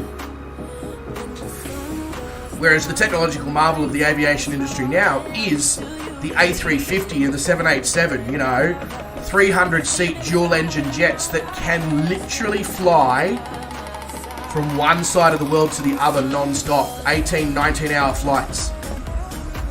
That is a technological marvel, if you ask me.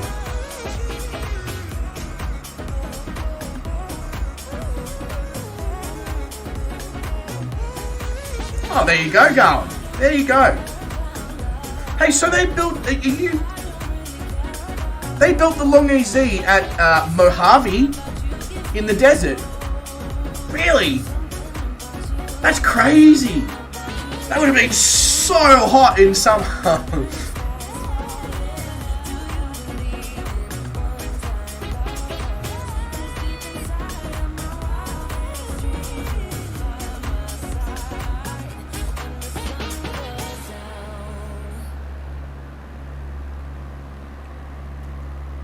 Oh, okay, he designed them out there, but they were home built. Okay, I was going to say, working in a factory building an aircraft in Mojave in the middle of summer. Screw that. Mitty wants to make a home built. You should, the Trent Palmer's aircraft, the Kit Fox, you should buy a Kit Fox and put it together. And then you can call it the, well, you can't call it Trent Palmer's Freedom Fox, can you? Can call it Mini 37's, I don't know. We'll have to work on the name.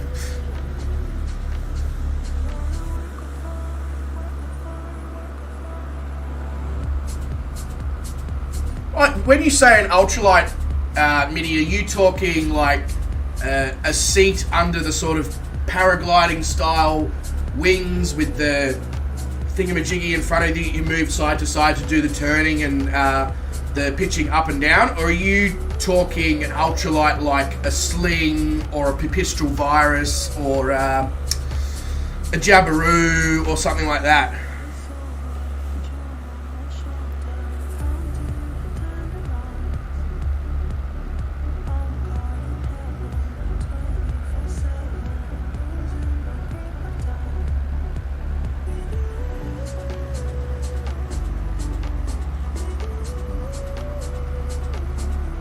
And then, obviously, Garwin, the follow-up aircraft to the Long EZ and all those things that Rutten built is, of course, the Velocity XL, yeah? Which he had no involvement in? Or he did have a small involvement in? I can't remember which one.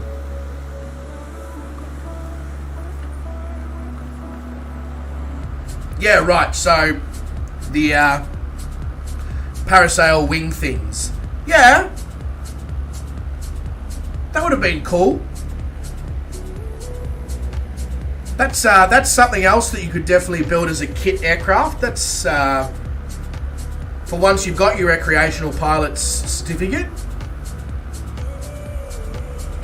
Oh yeah, yours was 2 axes controlled like Peter Schrippol's. Yeah, that'd be mad. Expensive, very expensive, but mad nonetheless. Yeah, I was going to say, he did not build that, but it was based off his design. I knew he had some sort of small involvement in it going, but I couldn't remember if it was actually physical or just like his design language was utilized, and it was his design language that was utilized.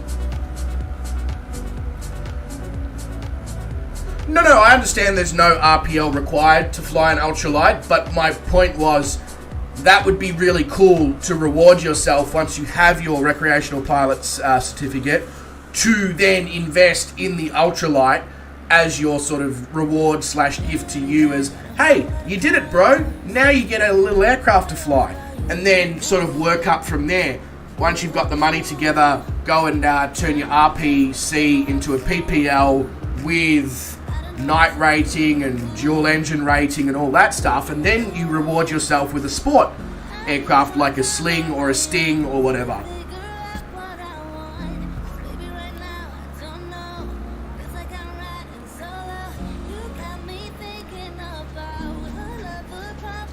I mean, I'm talking from the perspective if I was actually in a position to get my pilot's license, that's exactly what I'd do. I'd work out little goals / rewards that I could work towards whilst I was working towards getting my particular license.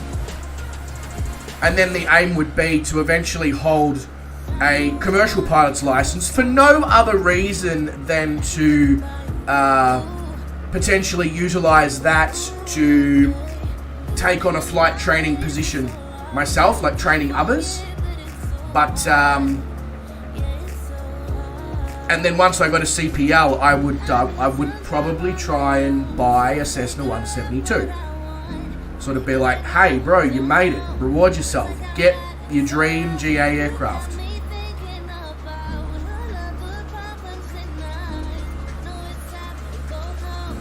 I don't know. Welcome to a slight insight into my brain. I don't know whether it's scary or, you know.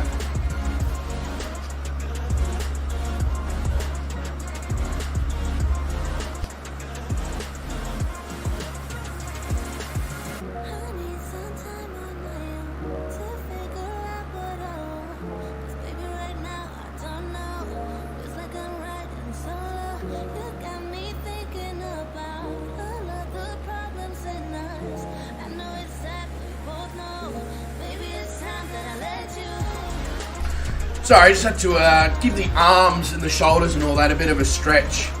I did the lawns and the gardening and a bit of shovel work in the garden and all that today, so everything's just a little bit like, hey, can you just give us a bit of a, bit of movement? Gowan says the big problem with owning an aircraft in the US is that you can't even change your own oil unless you're certified by the FAA. Pretty sure it's the same here. If I'm not mistaken, so I guess Mitty, you could probably say is the most famous Australian aircraft YouTuber, Stefan Drury.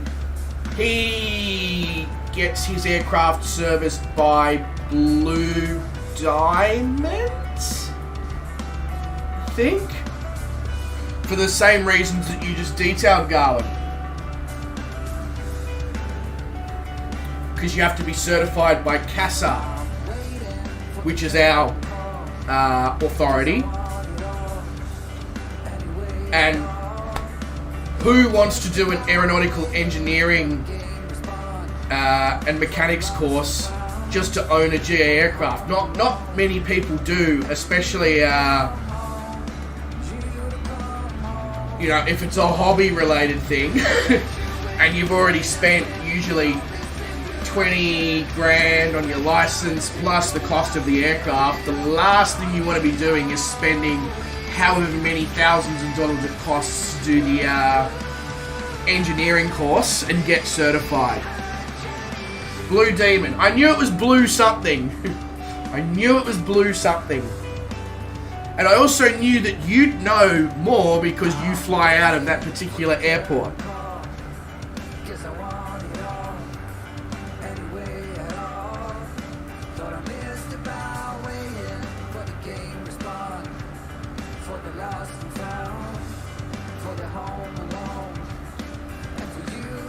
The other, I'll be straight up, the other reason that I struggle to do flying lessons, other than obviously finances and how incredibly, insanely expensive they are in Australia, is being a chef.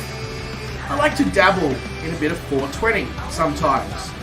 And unfortunately, for me, even if I only do it occasionally, it stays in your system for freaking donkey's years. And I can't take the risk with CASA.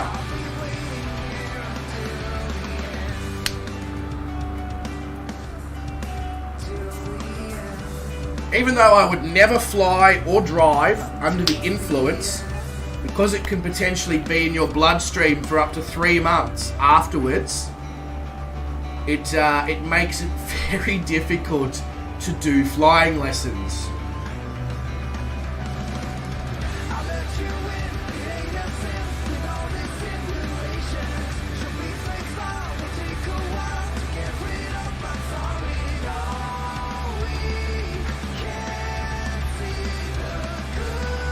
Really? Echo Yankee Zulu is parked outside because she isn't used anymore. I knew Steph was in the Caribbean. I didn't realize he'd gone to the US. Mitty, is he ever just like? I know he said before COVID he was going to do around the world, and then obviously because of COVID he wasn't able to do around the world. Is he actually gonna do it? I know he's spoken about it a few times here and there, but then he keeps doing other things like going to Tasmania, and then he had the breakdown of his navigation system and aeronautical stack and all that, so he had to get all that replaced. And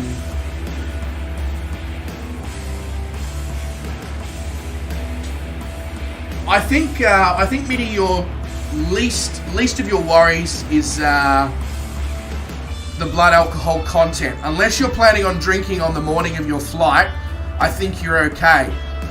The biggest problem is, like you've said, if you want to indulge in something else, over a weekend for a party, or you just feel like, chilling out and having a joint or something occasionally, because everybody does and everybody's entitled to it. I feel like if you don't treat yourself to those things when you want them, you're more likely to abuse them later in life.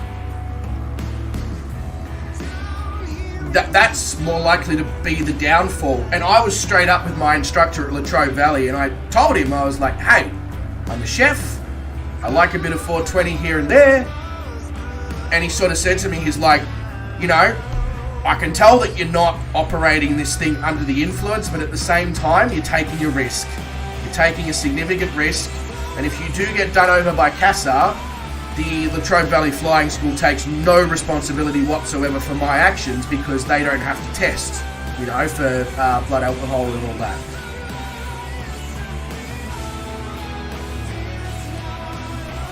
So that's the other side of the coin, Garwin. People who abuse them young, and then as they get older and wiser, they go, oh yeah, okay, this is not how you do life. But I know a few people who sort of, you know, they're like, I'll never touch anything, I don't drink, I don't do this. And then, you know, they're in their 40s and they're absolutely smashed up their face on meth, you know? And it's just sort of like, why didn't you just, when you wanted to just chill out a little bit in life, or, you know, go to a party and enjoy yourself, why didn't you just do it? That once. Enjoy it, get it over with, everything in moderation, you know?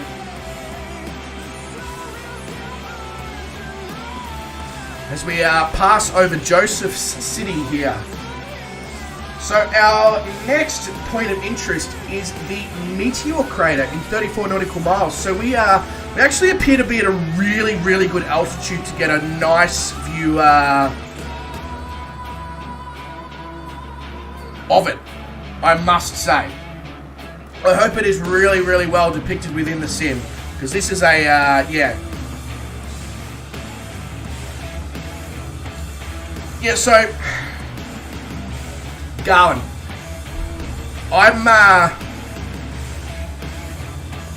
when I'm classifying substances, you've got, in one category, you've got your alcohol and stuff like that.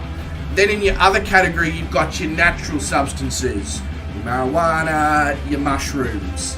That's it. That's the only two natural substances. And then you've got your hard stuff. And then above your hard stuff, you've got your stuff that you just never want to touch. For example, fentanyl, heroin, etc. That's the stuff that you just never want to get involved with, don't even consider it as an option kind of thing. When I say go out, enjoy yourself, you know, have a joint, etc. when you feel like it, I'm in no way advocating that you go and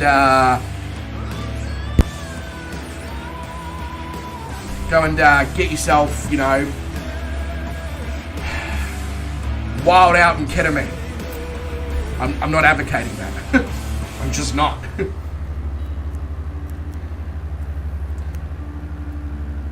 Maybe I think differently, maybe I think too rationally, maybe I think with too much common sense to the thought. I don't know, but that's just the way that it sort of operates in my brain. I'm sort of like, hey, you know, poppies and coke are natural.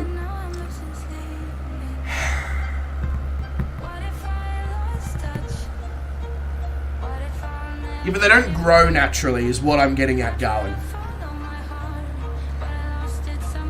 Like, parts of them do, but not the whole thing, is what I'm saying.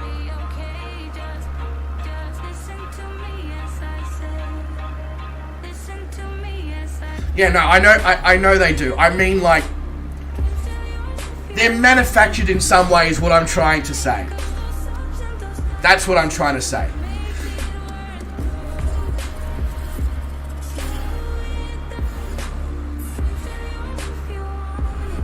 Whereas with the marijuana, you literally go to your plant, you pick your flowers, you cure them in a jar, and then they're ready. There's no other process involved. I think that's probably a better way of putting it, Garwin. Is non-processed natural is what I'm sort of saying, you know. What I'm actually saying is just do everything in fucking moderation. Stop unpacking it so brutally.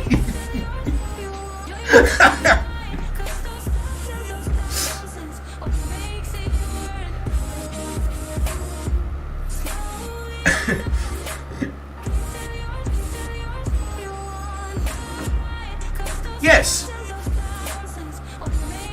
Absolutely they do, Garwin. Absolutely they do.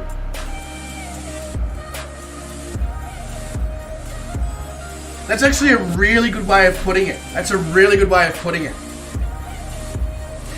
Mitty says, is this a canyon here? Why is the scenery bright then dark?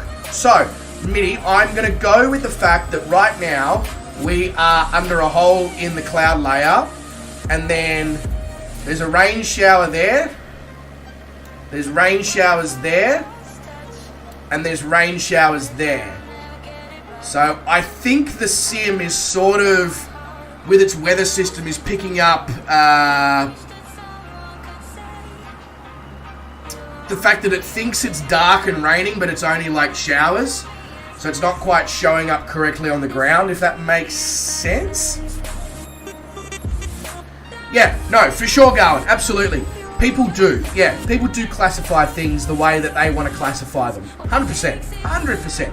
I'm the perfect example. I just said on stream that I classify things in different ways. I don't classify them in those ways because I like them. I'm trying to use some sort of common sense towards them when I'm classifying them. But you're 100% right. There's going to be some sort of bias in my classification. There just is.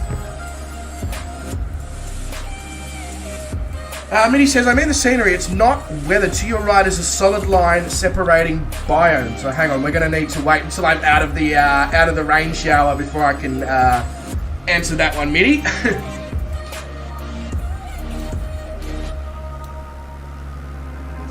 Hey, Garwin's in the Velocity XL. Oh, shit. That reminds me, Garwin. I need to still friggin' buy that.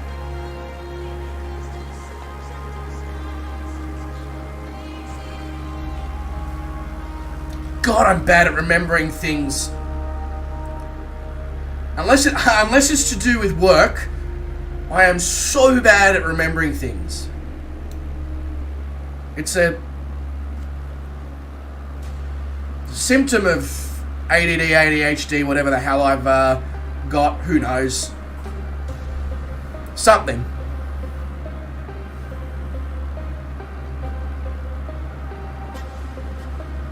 Oh, it is going. Absolutely it is. But it's only so terrible because it's so easily accessible as well.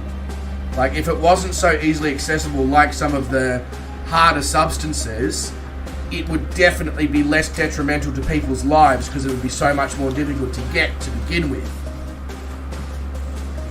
So when people got it, they would 100% abuse it, but that would be only a select percentage. But exactly what Mitty said. Drink responsibly, everything in moderation, do everything responsibly. The problem is that those three sentences only make sense to probably 50 or 60% of the population.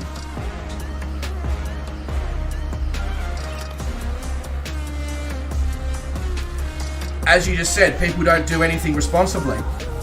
That's the problem. That's another problem that people have to factor in. People don't do things responsibly. They just don't.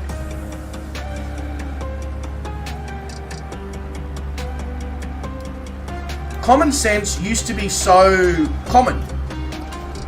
I see what you mean now, Mitty. I would say that it is a change of scenery photography from big maps.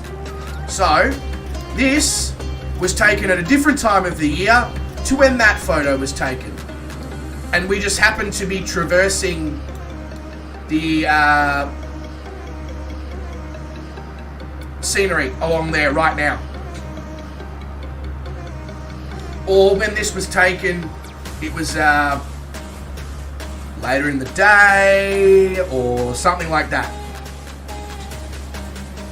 We occasionally, in this world adventure, we've come across this a few times where you can see the line between two different sets of scenery photography that has been taken.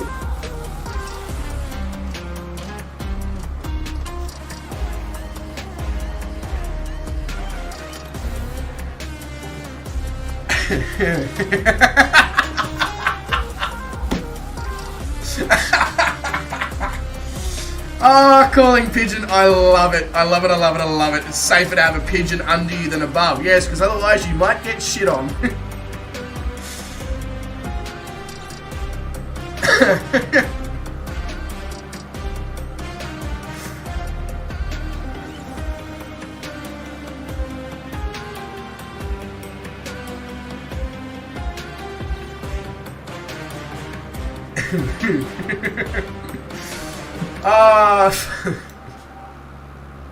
I love it. I bloody love it. Alright, so we're coming up now on the Meteor Crater.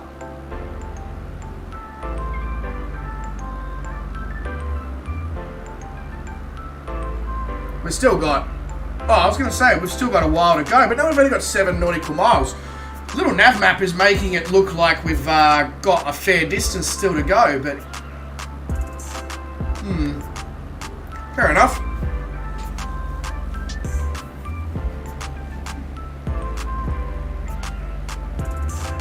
Just, Mitty, if you ever need to summon calling pigeon, all you need to do is just be like, oh, oh. At least that's what I've found that works anyway.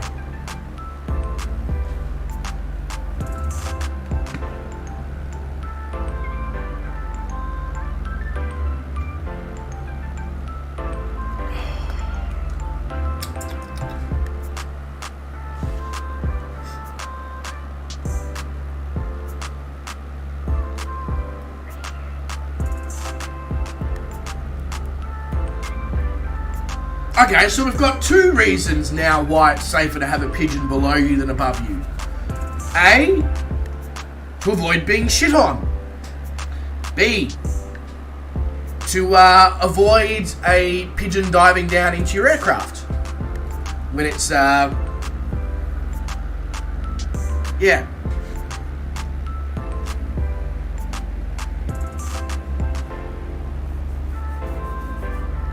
I'm assuming that if the pigeon is diving, it's probably being chased by some sort of predator.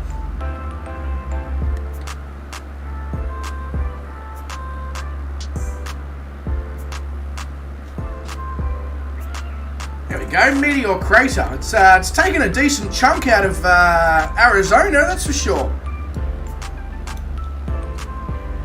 Also, how is this not listed as a point of interest within the sim itself? That seems weird. It's not one of those things that pops up. I mean, Calling Pigeon has actually had to add that waypoint in little nav map separate from the sim. I feel like it's a bit of an oversight from Sobo on that one.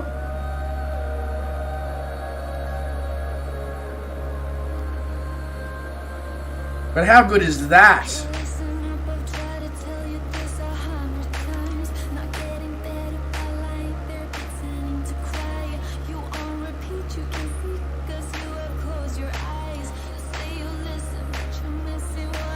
And then what appears to be a little river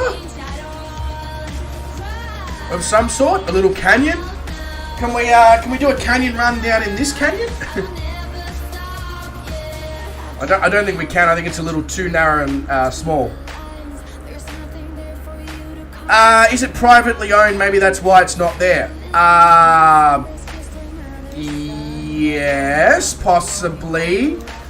However, it is still a point of interest. And if they've got the mapping, you would have thought they would have at least been like, hey, fly over this. I don't know, maybe I'm just overthinking the whole situation, but we all know I'm really good at overthinking things, so... Mitty says I can coo like a pigeon for some weird reason. I mean, you've just been practicing summoning calling pigeon. That's all. That's all, Mitty. You've just been practicing. you saw him pop up in the stream a few days ago, but and you're just like, oh, I want to be able to summon that guy.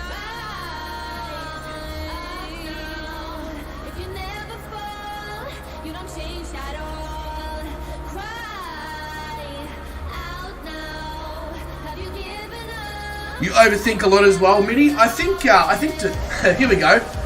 I think, here's me thinking, that a lot of people probably do. Especially in today's society when there's so many things you need to consider in every situation. Even a normal everyday conversation, you need to, what gender does this person define themselves as? Am I going to offend them if I open my mouth?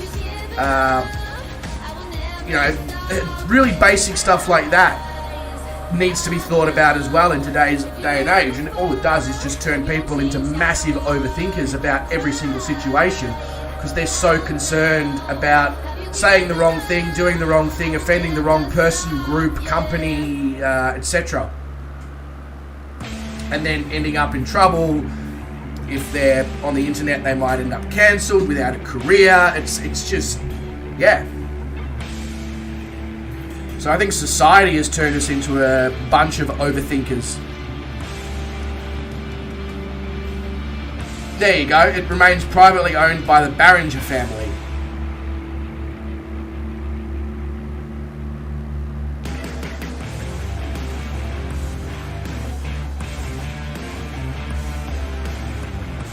But, I mean, if it is privately owned, they shouldn't have to give it up. They should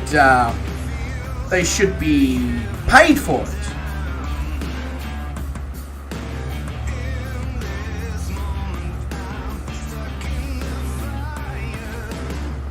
Should they not?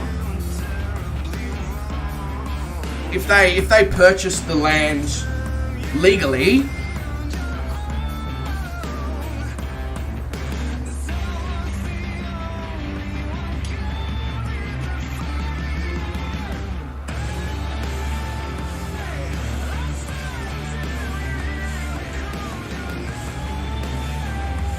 I mean, this might surprise you a lot, Mitty. I'm an introverted personality who doesn't do well with public speaking.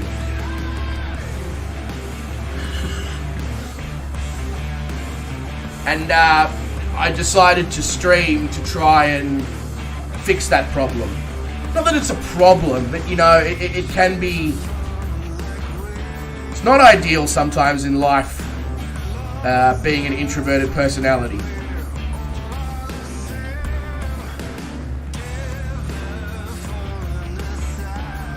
I was gonna say you're giving me very mixed messages there, Mitty. Very mixed messages. You're like, I'm young, but I don't define with the young generation, but I'm not old.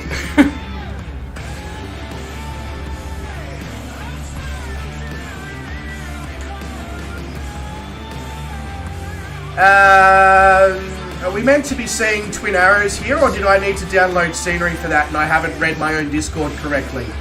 There's a high chance that was the case. Because we're meant to see some arrows in the ground there, and I'm not seeing any, so I feel like I might have, to put it in Uncle Roger's best words, you fucked up.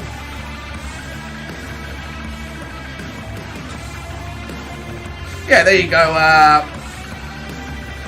There you go, Gowan. So you know exactly what I mean then. So the other thing that I did this year as well, Mitty, is I travelled solo in Asia for 3 weeks as an introverted. Like, I was like, you know what? Let's really step out of my comfort zone.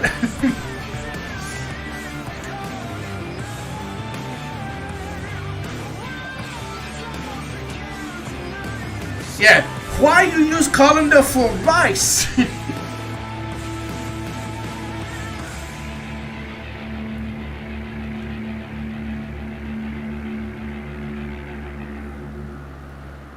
But it's all about getting myself out of my comfort zone, seeking discomfort. I've spent a while. Oh, sorry about that. I've just breathed all over my microphone. Probably those who are wearing headphones, I apologise for that. A bit of ASMR. Yes theory and seek discomfort is a big thing that I've been using to sort of motivate me and get ideas and all that, to try and really take myself out of my comfort zone and sort of find myself and become more confident and, you know, all those things.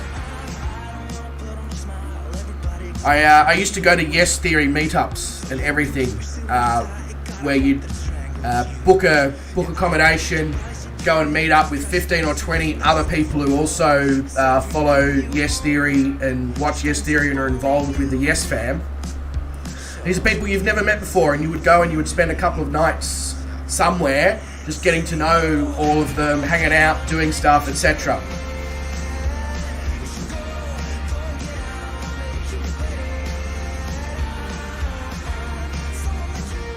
Now I've given my microphone coat. The fuck? Sorry, I don't mean to swear so many times so far in the stream, but mid conversation, and my body's just like, hiccup now. Right this second, whilst he's trying to speak. You're doing 175, true or air? Ground speed. 175 knots ground speed, going.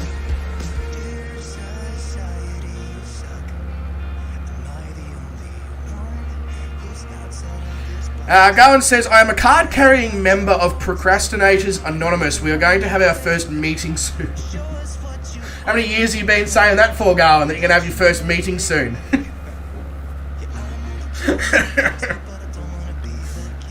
Sure you are.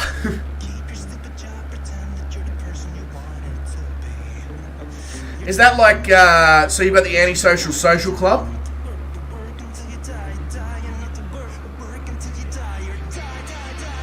Or the whole thing, you know, I've decided in my life that I really need to stop procrastinating, and I'm going to make that change in my life next week.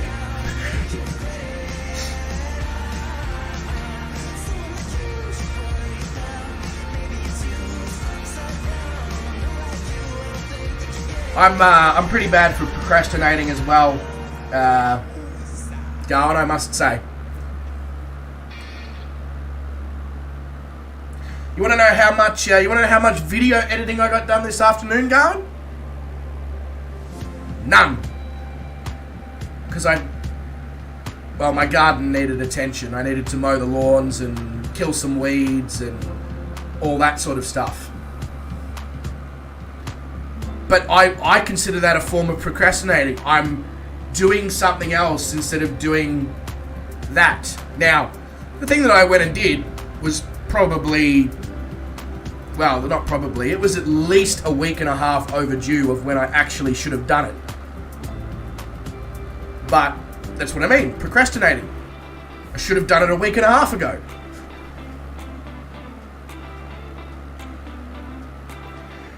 So the Photoshop is not so much for the editing of the video. So Mitty, Garwin and I we've got a video coming out, hopefully, depending on how much editing I can get done, showing how to do a tow plane with a glider.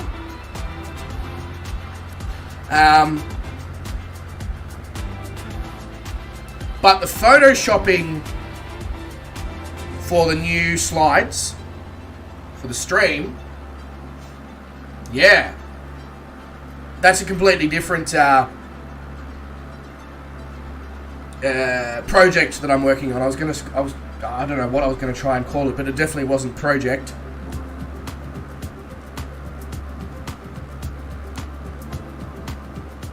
It hasn't been in the works for 2 months.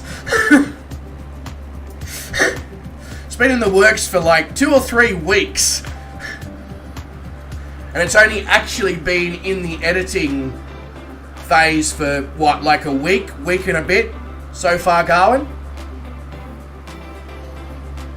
and I'm almost 50% edited your part of it already. So and I've only spent, as I said, like 2 or 3 hours on it so far. So I feel like progress is good.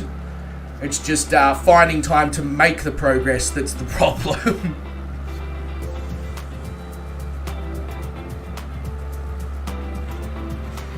Okay, I'm glad I'm not the only one then, Mitty. I do find myself sometimes, especially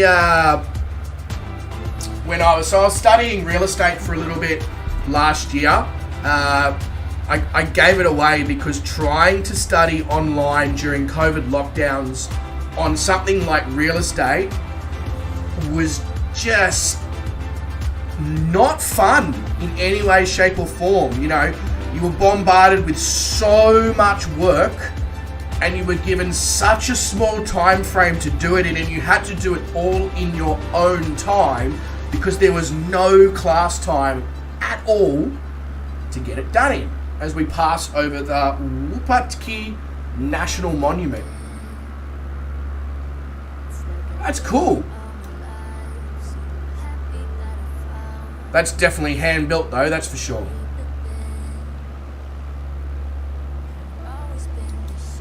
So I gave it away, A, because I'd started head chefing, and B, for the reasons that I mentioned, and I was trying to stream full time as well, and I'm like, something's got to give.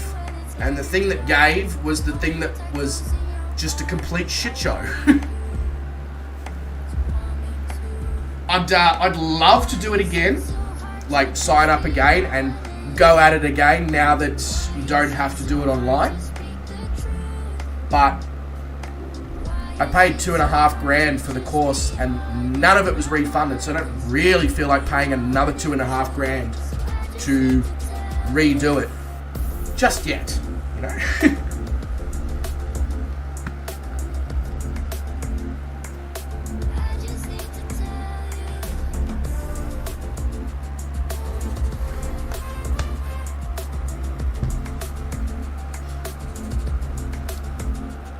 Alright, so we're going to just pass back over where we've already been.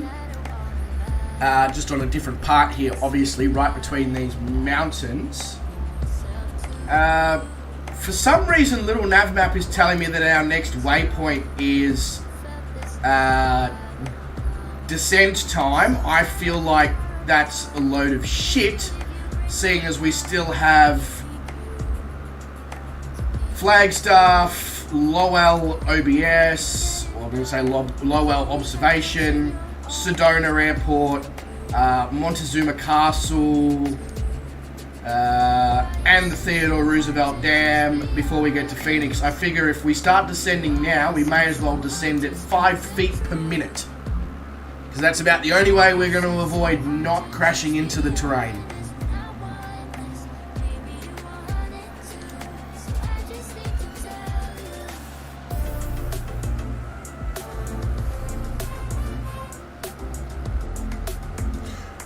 Better check on me fuel supply. How we going? Oh, we good. We good. Guys, I might actually take this opportunity at almost 2.5 hours into the stream to just go and visit the little pilot's room after a glass of coffee liqueur and half a bottle of water, as well as a bottle of water and 2 beers at dinner. It is probably time to visit said location. So, back in a moment.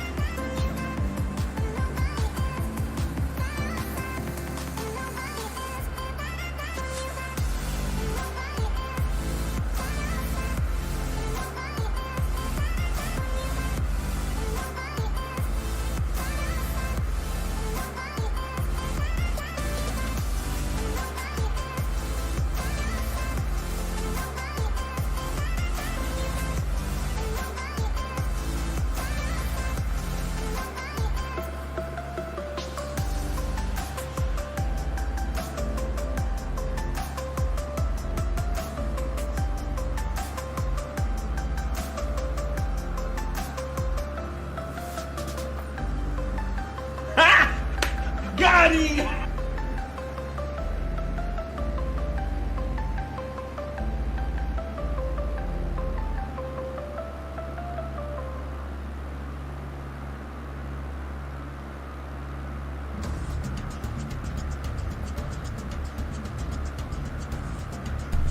Sorry about that, guys. That shouldn't have taken as long as it did, and I did miss the Lowell Observatory, obviously. But when I ventured out there, I discovered that a certain little miss, who has now followed me into the room, mainly because I forced her to, has proceeded to pull pillows off the couch and tear them to shreds. So now my carpet looks like a you know those ball pits, foam ball pits that you see in kids'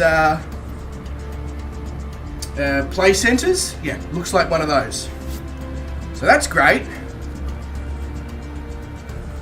That's my reward for her deciding not to come in here and be a part of the stream. It's wonderful.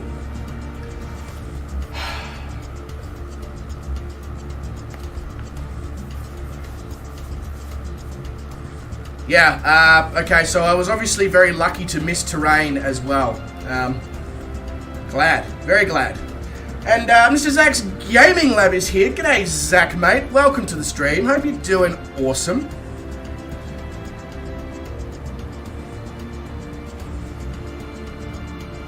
Zach, it's probably just the timer, mate, I'd say. I can't remember how long it is. It's either 2 minutes or 5 minutes for people who are not myself or moderators on the soundboards, and that's simply so that people cannot spam them, which I've seen happen all too often in other people's streams.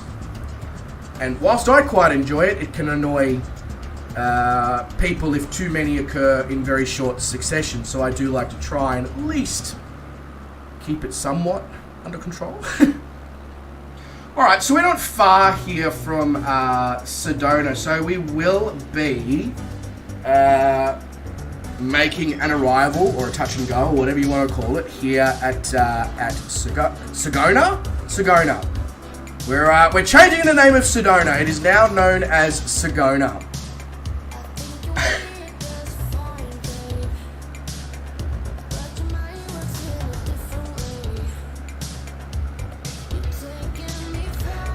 Is Bungalow Air flying with us? Or is he chilling out in his bungalow? I don't know. I needed to come up with something quickie? I needed to come up with something quickie that was witty. Yeah, sure, Bryce. You needed to come up with something that was quickie that was witty. Let's try that again. I needed to come up with something quickly that was witty. I'm not sure I succeeded.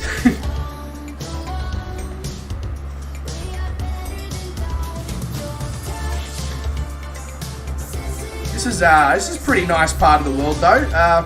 We should fly through these valleys in some faster jets or something. It's a good safety precaution. Look, I'm all into the safety precautions, Zach. Actually, I'm not. It's a load of shit. I thought I could try and pull that one off. Make it believable that I was into the safety precautions, but I mean, hell no. Anyone who's been on this channel for a longer period of time than a couple of weeks is going to be like, yeah, you are so full of shit, I can smell it from here.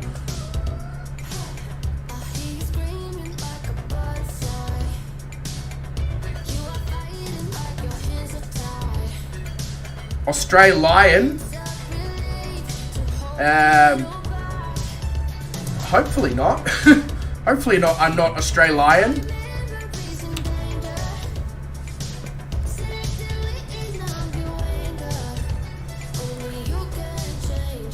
I don't know if, in fact, I'm not even going to bring up that topic of conversation on stream. That's just not, yeah.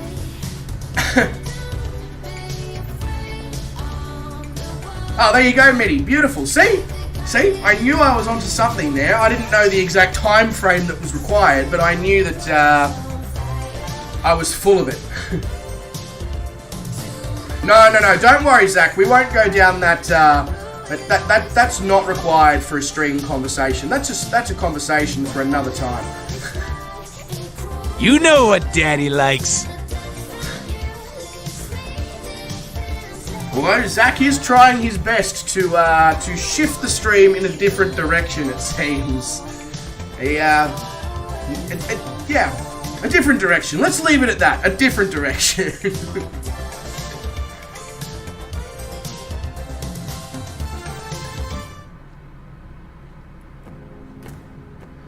Your patience has prevailed? I didn't realize you were a doctor.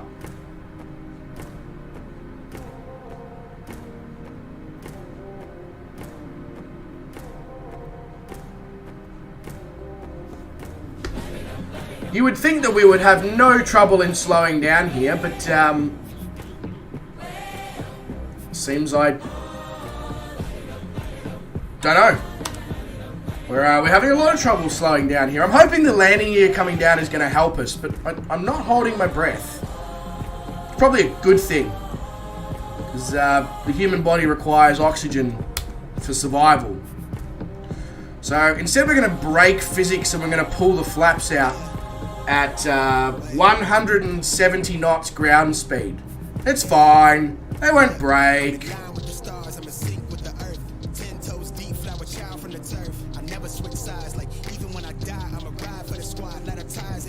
Determined to get this touch and go here at Sedona.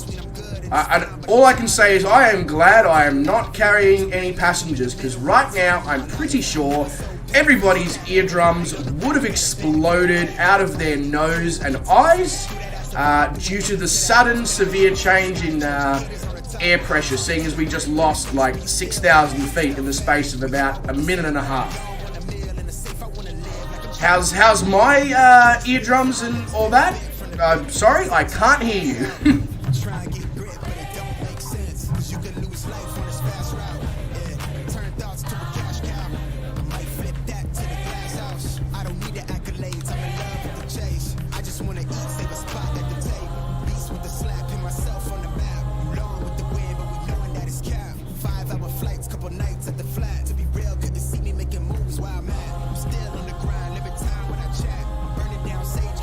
You have a pressurized cabin, but you did not land?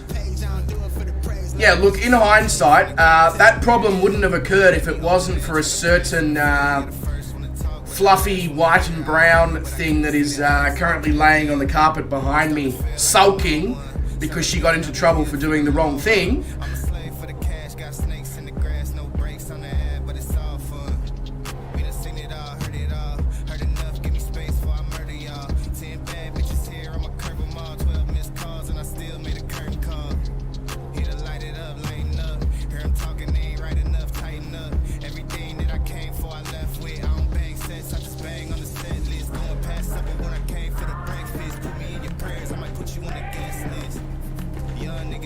Alright, I think we're safe to reset the AP.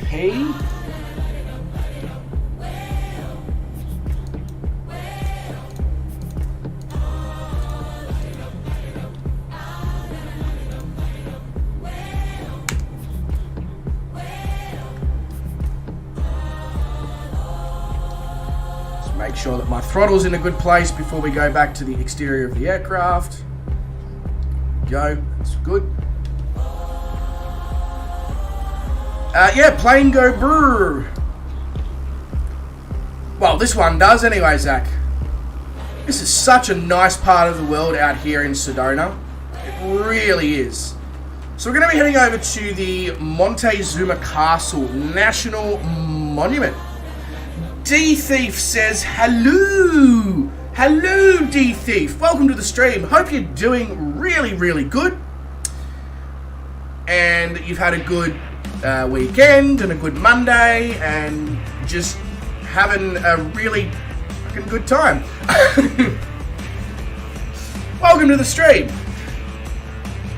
Ah, D-Thief is one of your friends, Zach. I see. I didn't even know Zach had friends. Sorry, that was harsh. Got it! I apologise, Zach. That was unrequired on my behalf. But D-Thief, welcome. welcome to, well, the stream, obviously. But, welcome to, what's a good way to describe what I do? It's not just streaming, it's, what is it? Streaming and,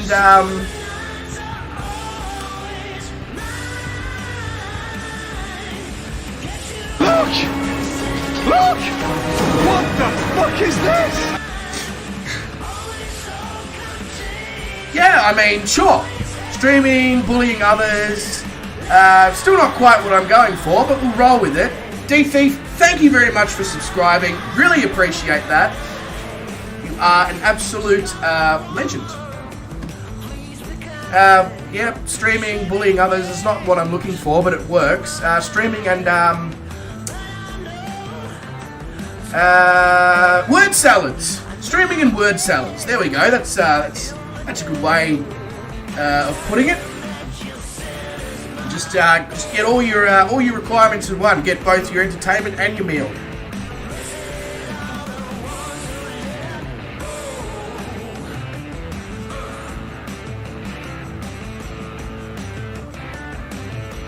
The where is it? Let me see if I can see it before I. There we go. The name of that airport. Just a little bit concerned. Little concerned.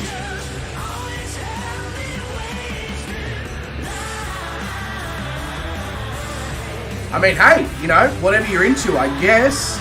I'm not one to kink shame, but naming a whole town after it is brave. It's very brave.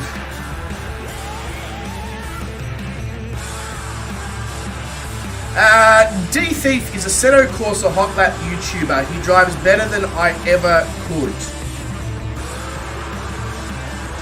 D-Thief. I feel like I need to subscribe to you. Seto Corsa hot lap YouTuber. It's right up my alley of what I like to watch as content.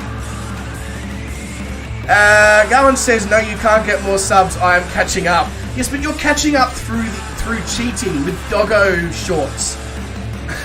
I've kept my doggo shorts to a different channel. Can I add all of my subs together from all of my various channels, Garwin, or is that cheating? Because if I can, I'm above 400.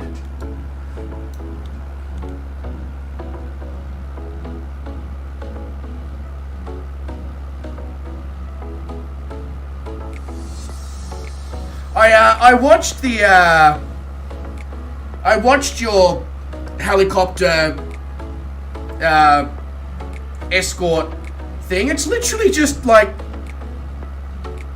video of a helicopter hovering above you. How on earth did that get 10,000 views? Like, no, I'm not trying to have a dig at you for your content. I'm genuinely fucking curious. I feel like I'm doing YouTube completely wrong.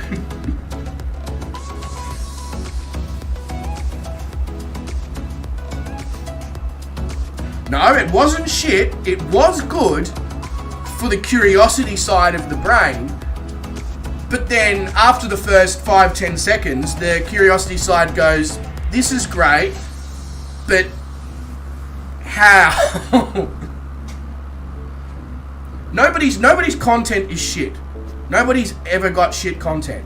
Like, because everybody puts so much effort into it behind the scenes and stuff. Even the shorts. I know that sounds crazy, but even the shorts.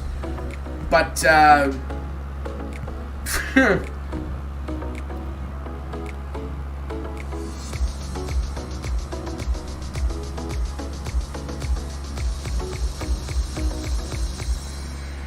that pilot stayed in the same spot the whole time we were driving. It's not really a police helicopter escort then, is it? Like it is, but it isn't. He was very good. I mean, you'll probably, you'll probably find that it was being flown by, Vruden. He's really good at hovering helicopters.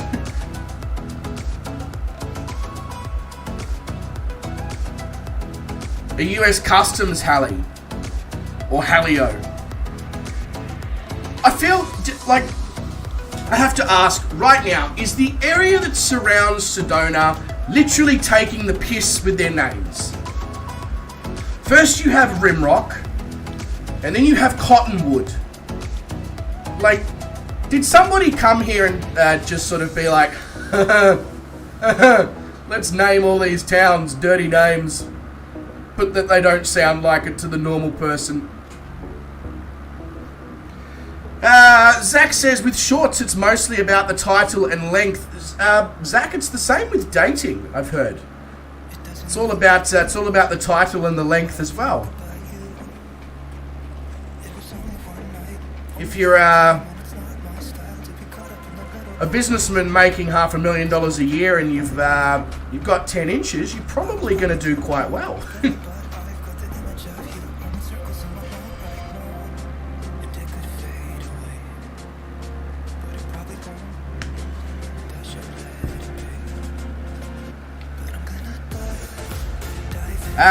Look, what you do in your personal time, Mitty, is none of my business. If you're into, I mean, I know I had red light in my Cessna 152 earlier today, and that, you know, usually signifies a certain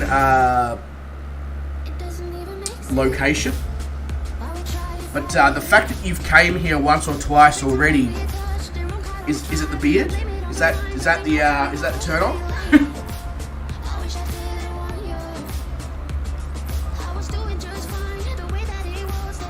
The fact that Zach hasn't responded to my comment about title and length means one of two things. He's actually I have no friggin' clue what it means. Although the fact that he says he's going to do some driving with his racing wheel with this in the background gives me all the answers I kind of need. You missed it. Oh, Zach. How can you do this to me, bro?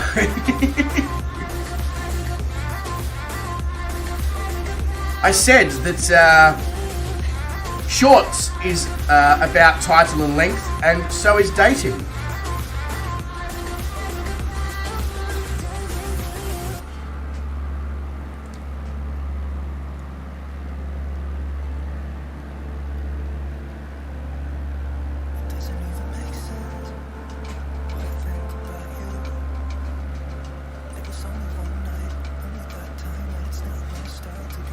What has bitten me on my arm? Star, was that you? Nah, definitely not. God, the fact that you didn't respond, Zach, I was like, oh no, I've broken Zach.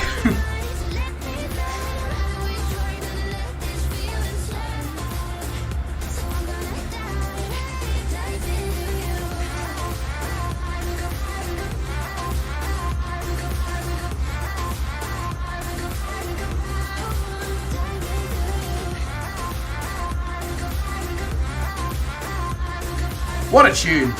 What an absolute tune.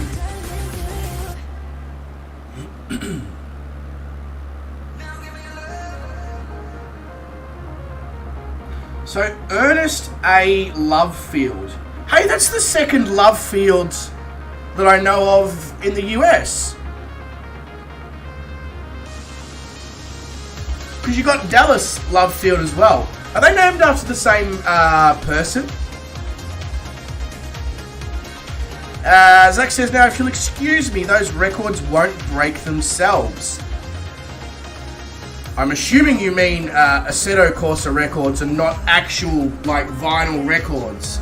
Because one's cool and the other one's probably going to get you killed by a mob of vinyl record fanatics.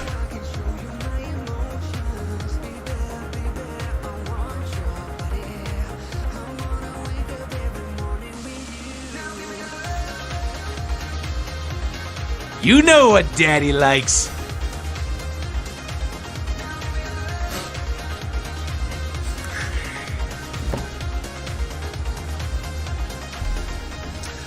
I do, but the biggest question for me to you, Zach, is who is Daddy? That's the question. That's the big question on my lips. Well, actually, it's beyond my lips now because I've already asked it. But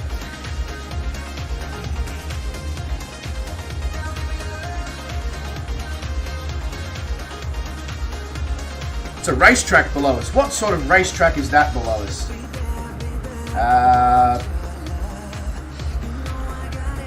Arizona Downs. Arizona Downs Raceway. And then, is that like a drift track or something there? Or a technical driver skill training course thingamajiggy? I don't know. I feel like...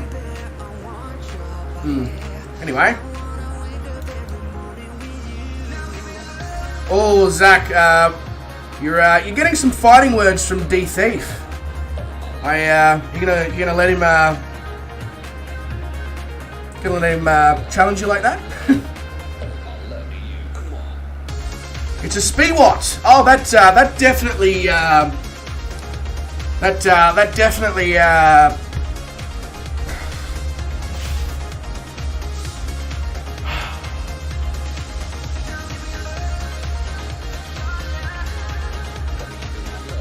I've given up.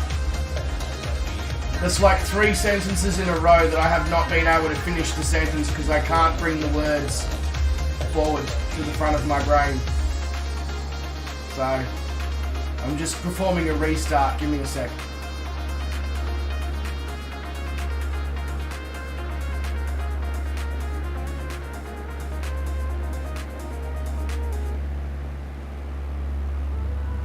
Okay, cool. Restart completed.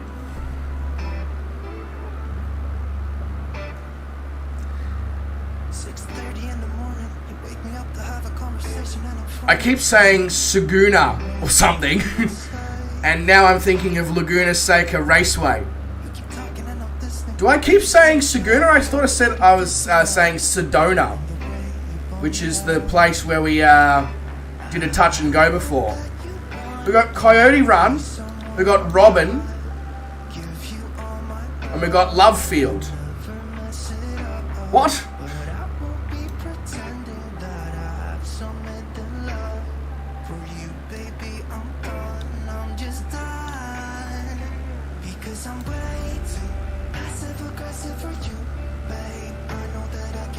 Laguna Seca. So, Zach, sorry to come back to what you were saying before. What on earth is a Speedwatt?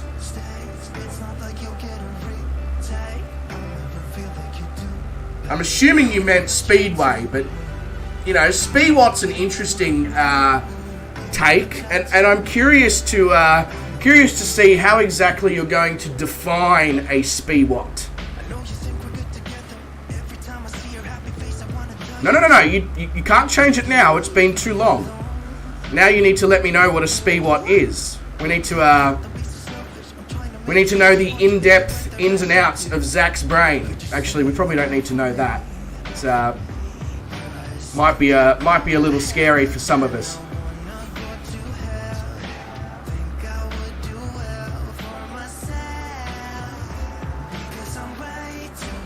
Here we go. Here we go. He's going to have a definition here for us, ladies and gentlemen. You must be tripping. Mitty, if you're tripping and you haven't shared with the rest of us, I'm really, really disappointed, mate. You got to share the love with all of us. Share around the substances. Let us all, experience. I don't know. What are we experiencing? So I see Christopher, and I see Master Yoda in the distance. So they're not on this flight, or maybe they are on this flight and they're just flying around Phoenix. I'm not 100% sure. One's in a helicopter and one's in an FA-18.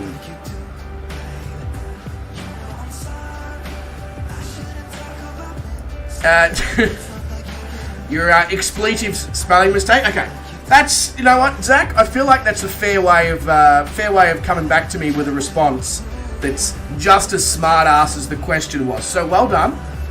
Credit where credit's due on that one. I knew there was a reason why you fitted in so well on this channel. Minnie says, I'll share my sleep deprivation and soju.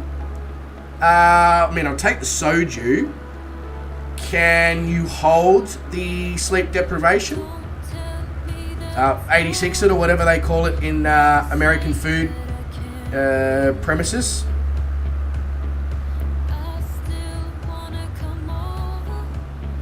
You're high on H2O, Zach.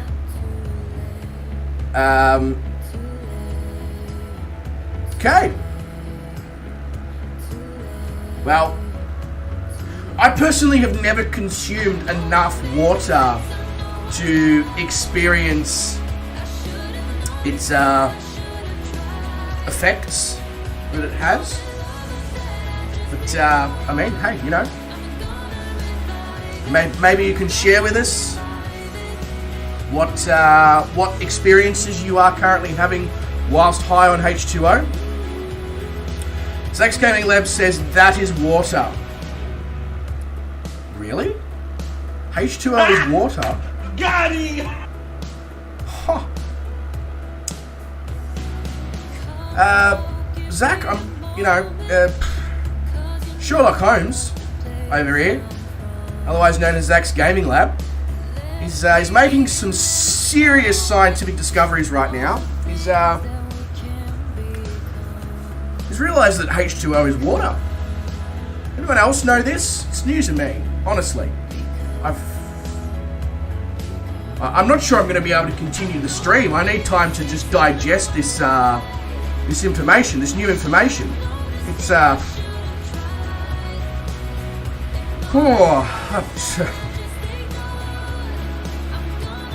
mind-blowing.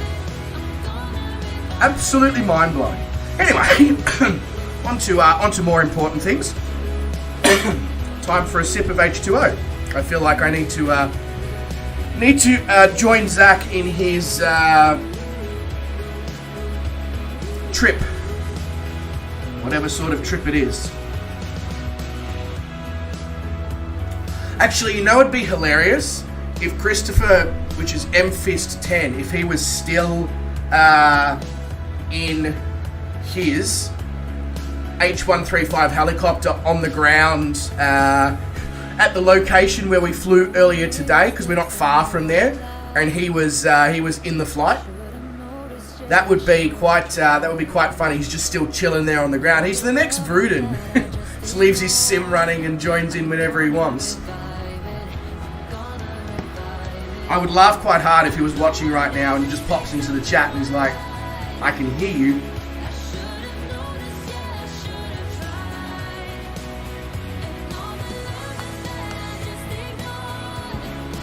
Right, so Zach, have you got any other crazy, mind-blowing facts that you could enlighten us with?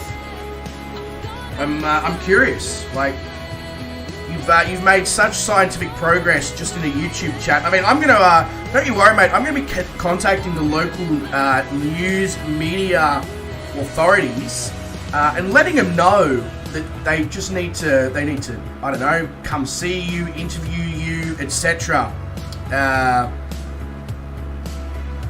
I feel like the world needs to know about this.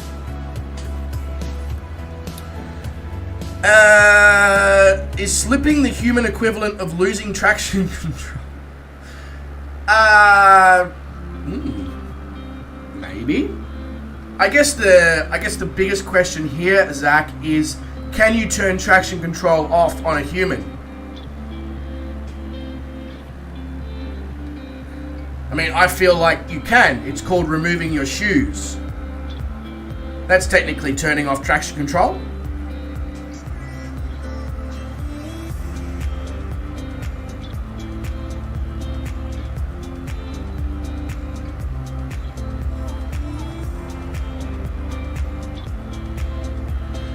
You wrote H2O is water because the flu might be watching.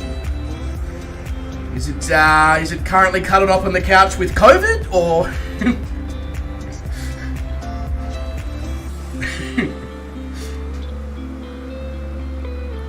Yeah, but I mean, to be fair, Mitty, you can still spin the wheels with traction control on. It's just that the computers then take control to avoid it becoming too much, you know. And it's the same with shoes.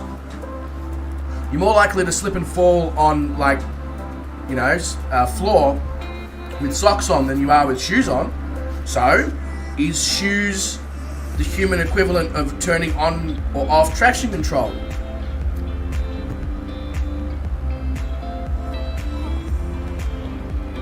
God, if anybody was watching this stream right now, they would assume that myself and everybody in the chat is stoned out of their minds because of the things that we are currently analysing so deeply. I can confirm that, other than my black coffee liqueur, I am sober. Can't speak for the rest of you.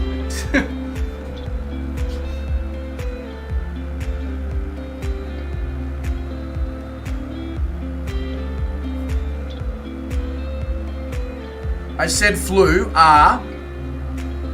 Why is the flu scary, Zach? Other than the fact that it's not a very enjoyable sickness. Going. You know. Things going. Things. We're currently debating and deconstructing what Zach said before, and that is slipping the human equivalent of losing traction, like in a car?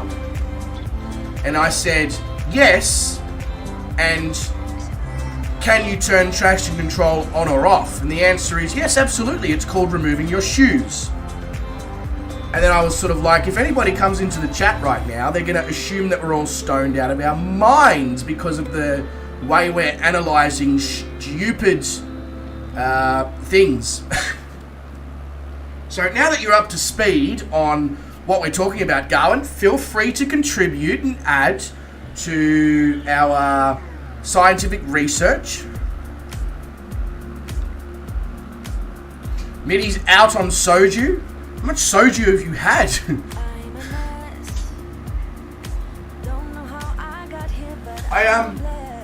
I know what soju is. I don't think I've had it. Like, and when I say I know what soju is, I've heard of it before.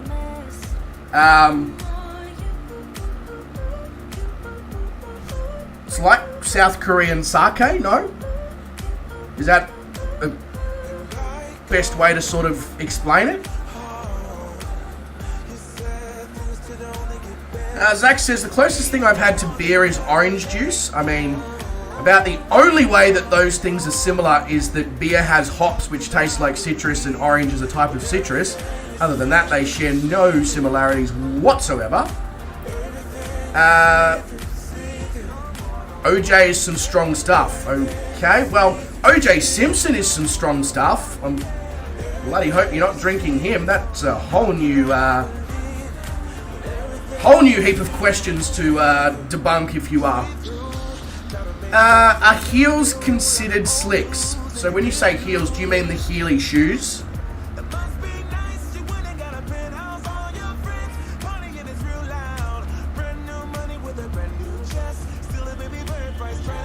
You know what Daddy likes. Oh, Zach, you have an obsession with Daddy. Are you... Now, you don't have to answer this one on stream, Zach, but I'm getting the vibe that you're one of those blokes who wants your partner in the bedroom to refer to him as Daddy. And I'm not kink shaming you. I'm just making a statement. That's the vibe I'm getting.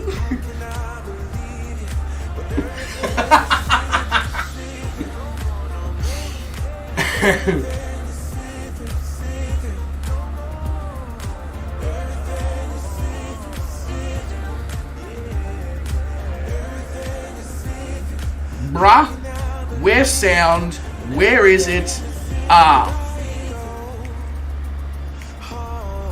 Okay, that was confusing. Anyway.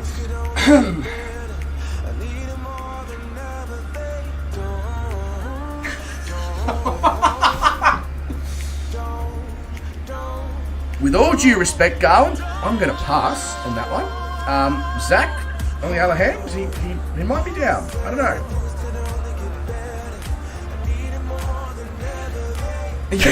Don't worry, Zach. We already know that you lost it months ago. Again, it brings me back to the whole thing of we know why you fit in so well in this community, because it was gone a long time ago. Planes, altitude. Well, right now there's some beautiful stuff to look at. My brain's really starting to get tired, I'll be honest with you. I think that streaming twice in a day, both times in the sim, is maybe not a great idea, especially if I'm doing a 2-hour stream and then a 3-hour plus stream. Just because I go a little bit cuckoo after a while. Here's me thinking that I'm not completely cuckoo all the time. Lost it so ago. You lost it so long ago, you forgot what it even is. Yeah, I don't even know what we're talking about anymore, to be honest with you, Garland. I'm just sort of rolling with the chat, trying to... I don't know what that actually means, but it means something in my brain, and therefore that's all that matters. You guys can figure it out, mainly because I wouldn't know how to explain it in words.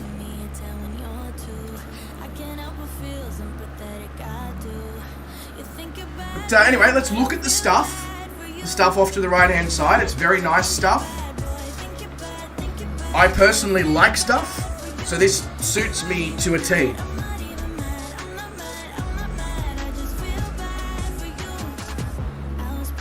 How's those record-breaking laps going, Zach? I feel like we've been keeping you from it.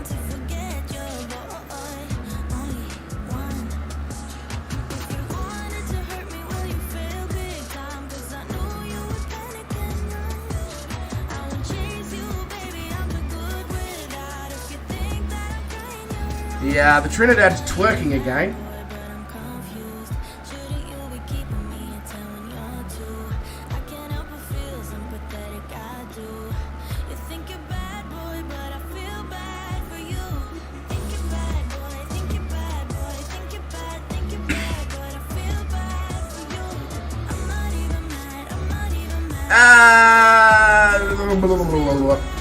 Mitty says, I'm curious now. I've always been, but I'm mentioning it now.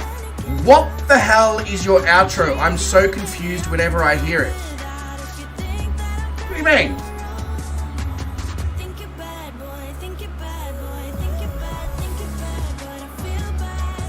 I'm not sure I understand, Mitty. Are you talking about what I do when I finish the stream, like my sign-off speech blurb thingamajiggy that I do? The whole wherever you are in the world, look after yourself, stay safe, stay well, etc.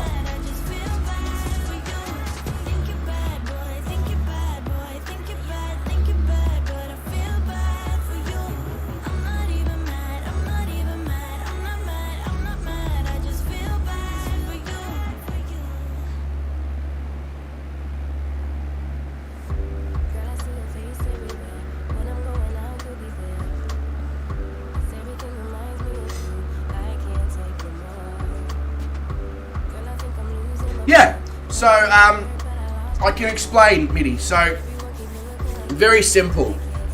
I'm just sort of like, thank you all for, thanking everybody for being here. And it's basically a case of wherever you are in the world, make sure that you look after yourself, stay safe, stay well. Now, that first part was constructed directly off the fact that at the time that I started streaming, we were in the middle of the COVID pandemic. So straight away, my first port of call when I was signing off from a stream and letting everyone go was I genuinely, and I 100% mean it as well, I genuinely give a shit about you, and I want you to make sure that you look after yourselves, stay safe and stay well in this crazy messed up time that we're currently dealing with. And then, just to add a little bit of lighthearted humour to it, don't do anyone I wouldn't do.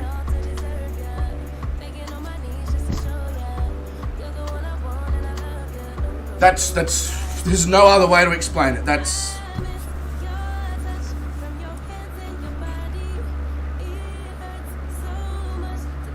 And then I occasionally add and don't do whoever I've done as well. Just, you know, again, for a bit of lighthearted humour. And it just sort of stuck, even though we're not really in the whole COVID thing anymore. It's just sort of stuck for the whole time. Same with my introduction. I don't always do my introduction, but the proper introduction on this channel is G'day ladies and gentlemen, legends of the highest regard, because when I was streaming on a full-time basis and I had a Patreon, my Patreons were known as the legends of the highest regard.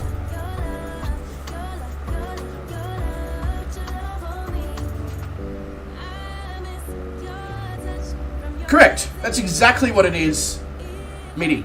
That is exactly what it... I can't believe you haven't had anybody say that to you before.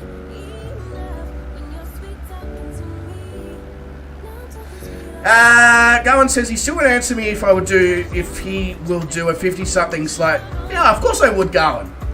Are you kidding? Pretty sure I have already answered that for you, and I said yes. I absolutely would.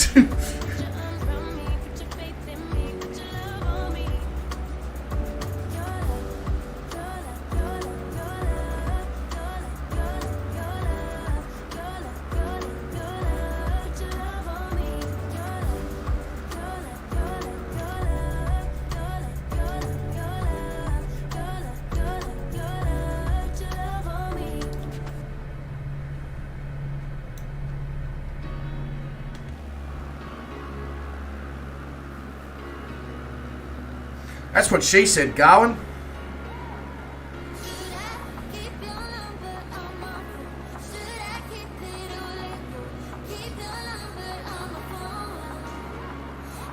Yeah, actually, that's really, really good advice there, Garwin. Don't, always break in a straight line. Don't try and break in the corner, because that's when your back end jumps out and you're all over the shot.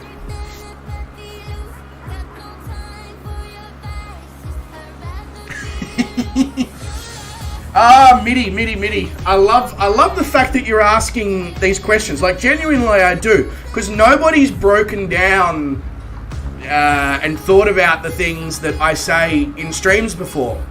Everybody just sort of goes, oh yeah, you know, has a good laugh, good bit of banter, and that sort, you know, nobody ever took any real notice of the intro and the outro and what was actually being detailed within it. I'm amazed that you've never heard of that though. Like, I've used it so many times, especially like if your mate's going out clubbing or whatever, or something like that. You know, you sort of like, don't do anyone I wouldn't do.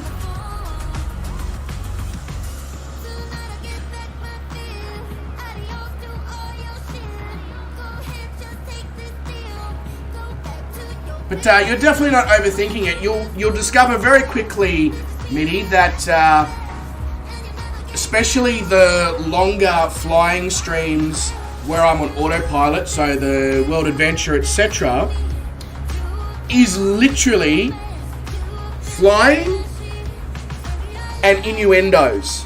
That's it. Together.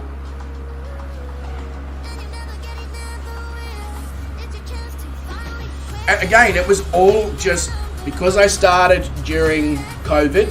It was all about trying to keep things lighthearted. We did a lot of non-lighthearted stuff. We do a lot of mental health related things on the channel. We've raised thousands and thousands of dollars for charities through streams. So I thought it was important to also just be stupid and have fun as well. Especially in a sim that can sometimes, if you're on autopilot and the scenery below you is a little bit bland, can get a little bit long in the tooth. It's important to keep everybody engaged.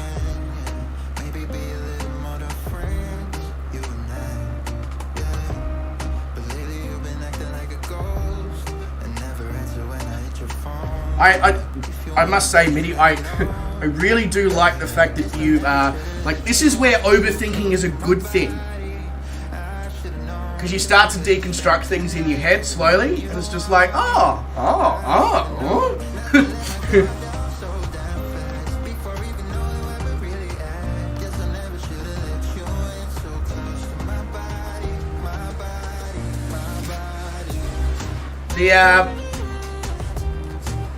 I will say one thing though, the mix of flight streaming and innuendos has made it very difficult for the channel to gain any real female viewership on a regular basis, but that's understandable. I'm not surprised by that, which is why as COVID started to sort of become less of a thing, I've tried to expand the light-hearted humour and the stupidity beyond sexual innuendos and just sort of complete and utter randomness.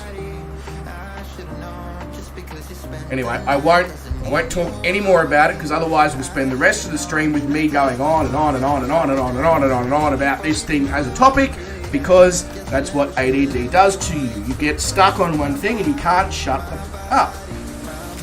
Now, I don't actually, like, I want to make it very clear, I haven't been diagnosed with any of this stuff, but I tick all the boxes for can't concentrate on things for a long time, has trouble speaking in public, fidgets a lot, you know. And you'll see as well, I have streams where I'm almost as if I'm high on coke. I'm just like, you know, completely all over the place, talk, arms waving everywhere, etc. But you'll notice I crash at like 2.5 hours into the stream when I do that. And then you'll get streams like the last couple where I'm sort of a lot more, you know, just, hey, you know, we're streaming, I'm here.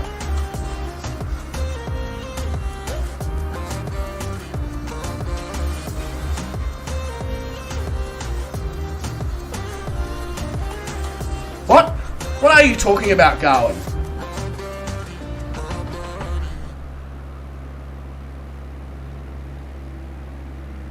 I'm very confused by your comment there, Garwin.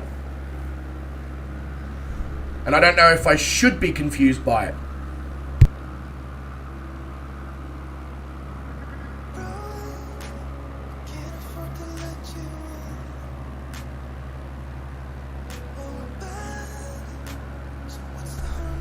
I have not experienced this at all.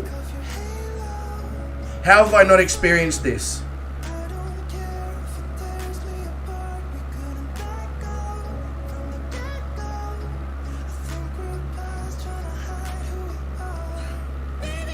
You've got women trying to pick you up all over the place, Garwin.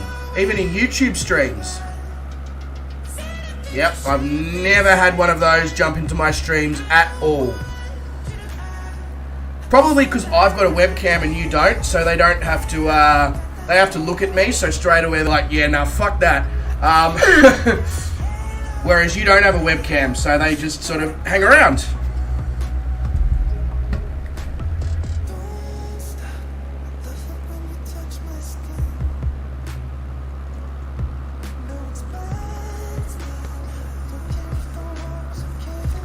Although that does seem quite funny. They ask you what aircraft you're flying and then tell you that they own one IRL.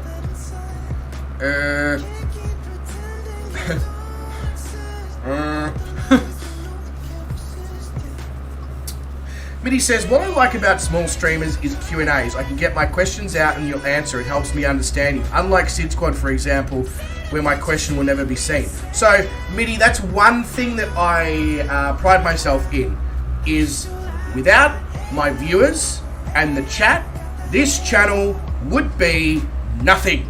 So, therefore, the most important part of my streams is interacting with the viewers, entertaining the viewers, answering the viewers' questions, etc. Whether I have 7 people watching, or in the case of the evening that Sid Squad raided, 90 people watching for most of the stream, and I still focused on the chat and speaking to everybody.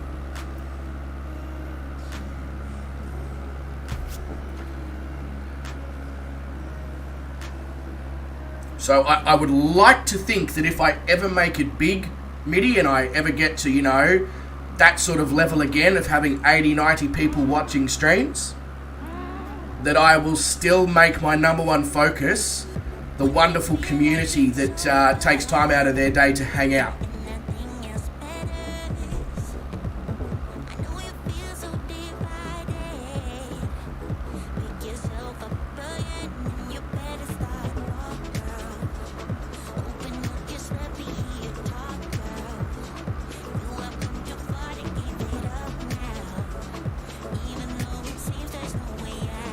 Oh, right, Garwin, okay. The Jones Whitaker accounts. Okay, yeah. I guess they're going to get crafty because more and more people are educated on scams and scammers these days. So they have to keep developing new ways to, you know, reel people in. You had Shane raid and you... oh, God. That has got to be one of the most disappointing and ill-timed things, I would say, Garwin. My doggos are not allowed anywhere near the connection locations for the power and all that for my PC. For that reason that you just detailed. If they get excited about something, I can't trust them to not pull the plug out. So it's just easier to give them their own... Yeah, even with people knocking on the door, they know that they are not allowed anywhere near the power board. So there's one here, just below the webcam, and there is one over there where the modem and all that is sitting, and they know that they are not allowed to pass the edges of the desk.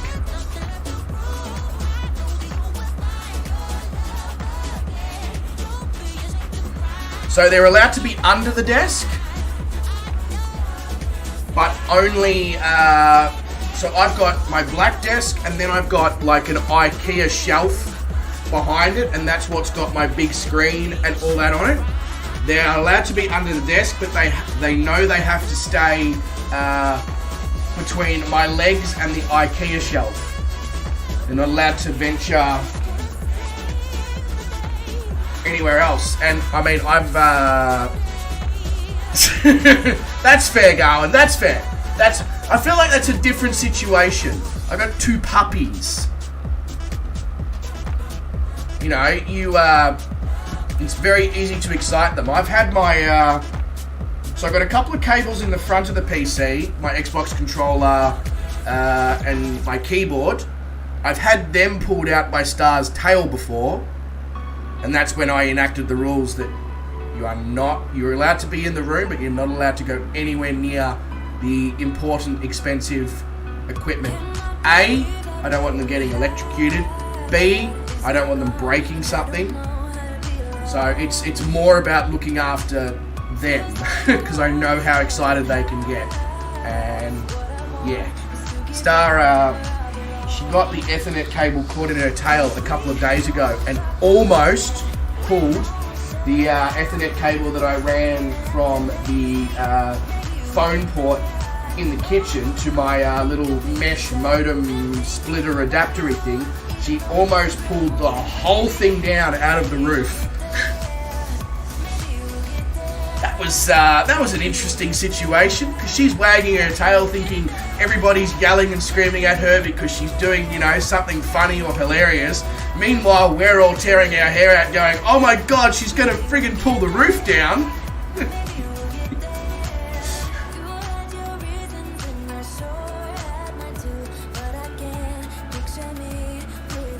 And because the cable runs behind some of my screens and all that, I'm like, oh Jesus, she's gonna pull my screens onto the floor, you know.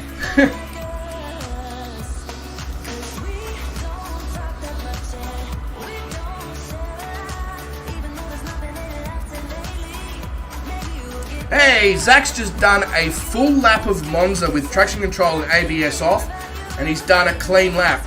Do you really need to do it with ABS off?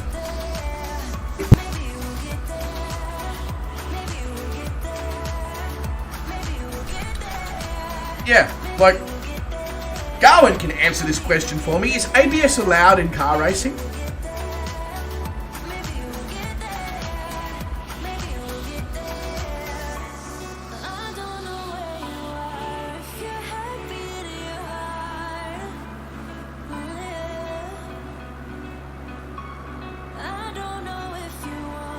In F1, no. Okay, cool. All depends on class. Cool. I didn't, sorry, I obviously missed the part where Zach said he was racing F1. All good.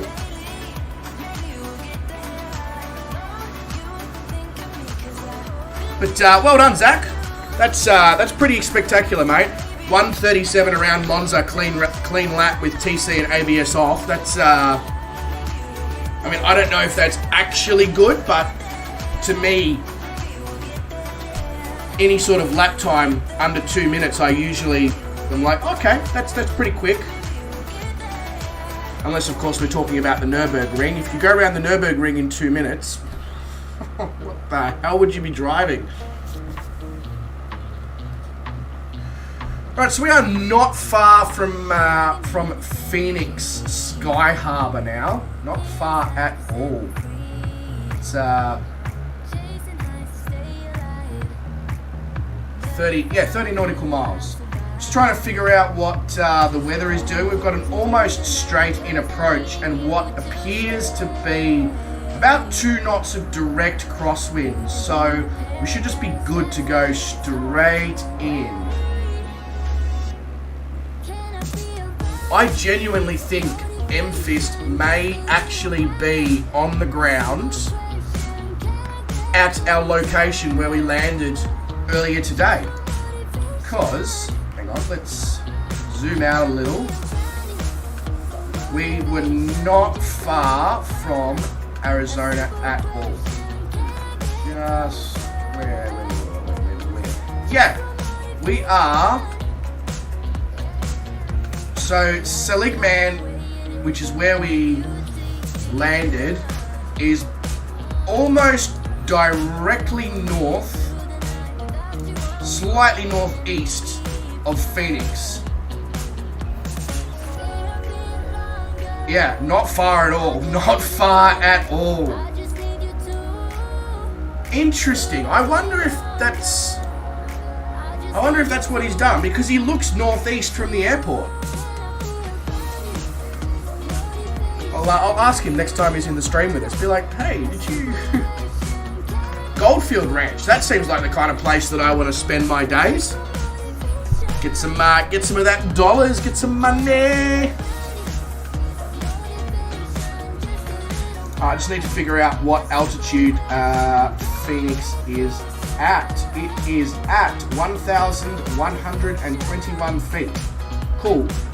I have some altitude to lose. So seeing as we've basically got a straight in approach, I'm just going to take manual control at about 20 nautical miles, I reckon. It should be safe. But it's incredible, isn't it, when you think about it? I mean, we are right now in the desert, or what looks like the desert. There's nothing around. And yet in 25 nautical miles, we're going to be landing at a major international airport. What?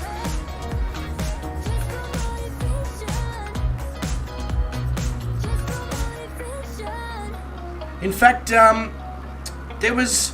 Sid Squad recently raided a group of streamers who stream from Phoenix, and I cannot for the life of me remember what their name was, but I subscribed to them because they were really, really good. I feel like Mitty might be able to help me here, maybe, possibly, sort of, kinda. If he hasn't fallen asleep yet from his soju.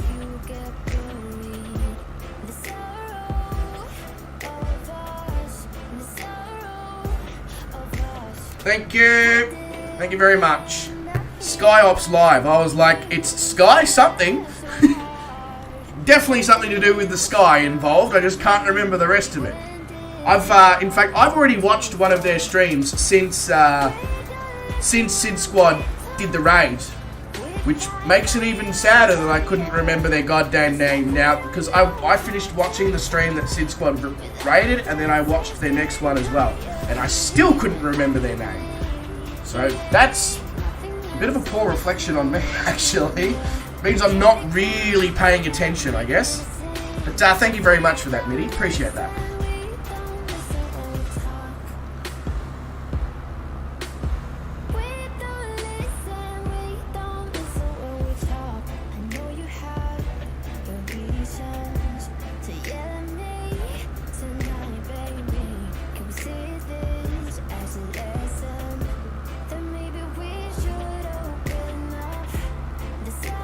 I must say though, this in terms of visual stimulation, this would probably be one of the best routes that we've done so far on the World Adventure since we left South America. 100%. So much good shit to look at. It's just a shame that it's a sim, you know? Sometimes I just feel like it's a shame it's a sim. I wish I was, you know, doing this in real life. The problem was when I started streaming, there was no way I could have done this in real life. The fact of the matter is I could now do this in real life, but probably couldn't afford to do this in real life.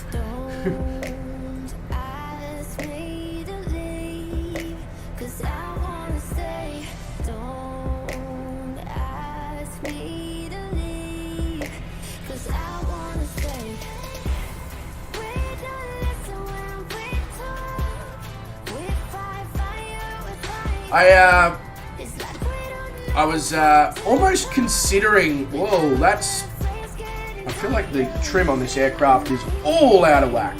I was tempted a couple of days ago on Points Hack.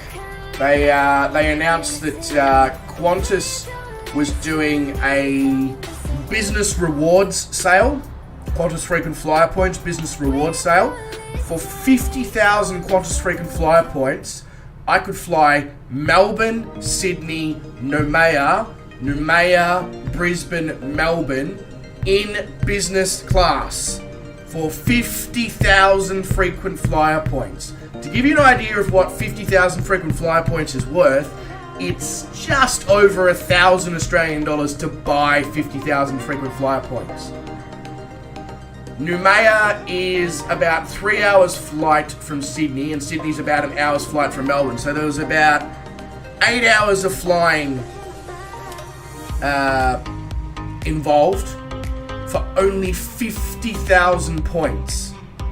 And it was times like that where I was just like, geez, I fucking wish I had some FF points, you know?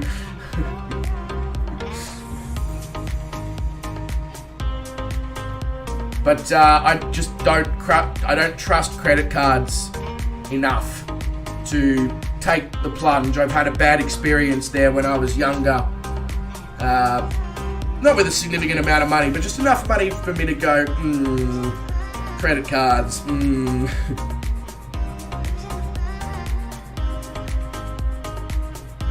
You have so many frequent flyer points? Well, why don't you book it, Mitty? Business class reward seat to Noumea in New Caledonia. Return. 50,000 frequent flyer points. Bang. Video it. Put it on YouTube. You probably get like a couple of thousand views.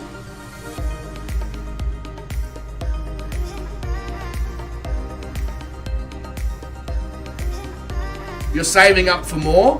What are you going to use it for? If you don't mind me asking. Some top secret, why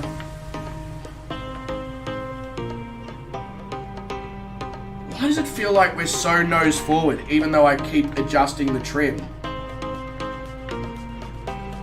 Come on.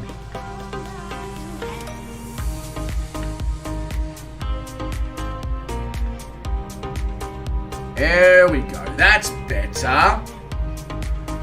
Hopefully QF10, which is the Perth to London service.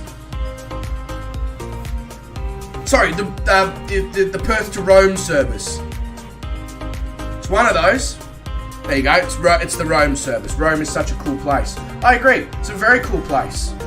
I haven't been there for 15 years. It's probably time to go back. As a half Italian? Oh, you're like me.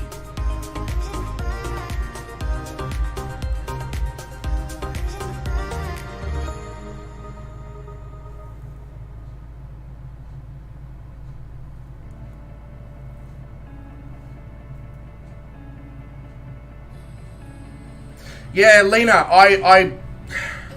I really need to link my Woolworths rewards card and BP rewards card to frequent flyer, don't I? Especially seeing as I don't like credit cards. That'll be my only way of accumulating points. So I figure, like, especially finding out now that you can get crazy cheap deals like 50,000 points returned to Noumea in business class, makes me go, I really need to do something about that. Because otherwise, I'm going to get serious FOMO.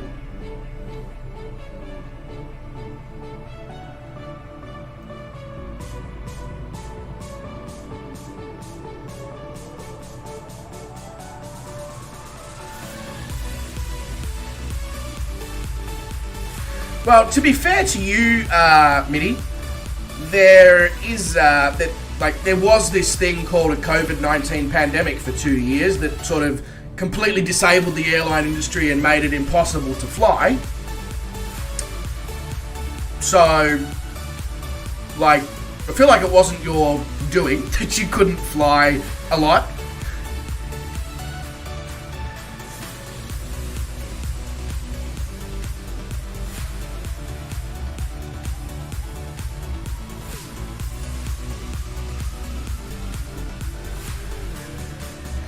Garland flies on other people's dime most times. Must be nice.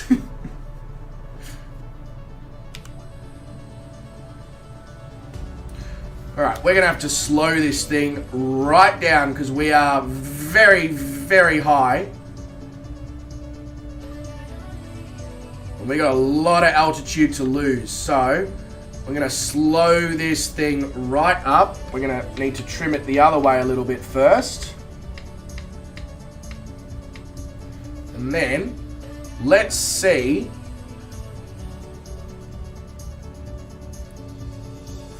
how slow we can bring this thing in.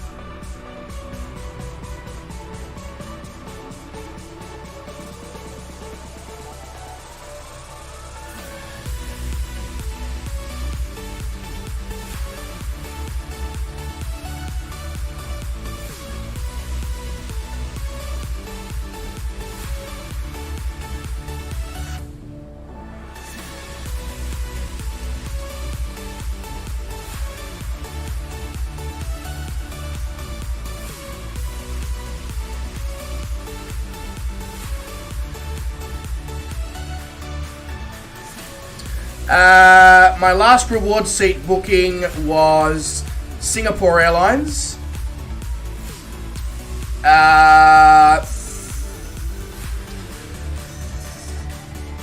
45,000 points. Manila to Singapore in business class.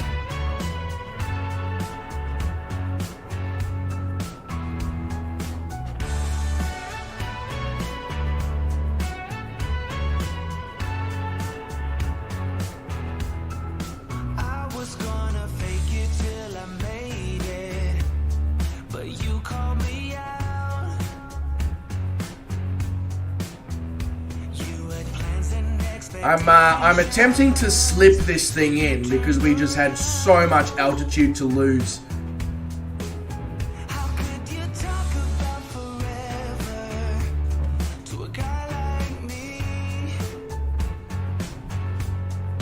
Whoops. Getting a little too happy there on the rudder.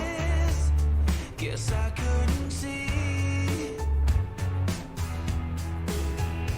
Now I'm getting letters from Wyoming. Keep my TV on. Yes, Stallhorn, I can hear you.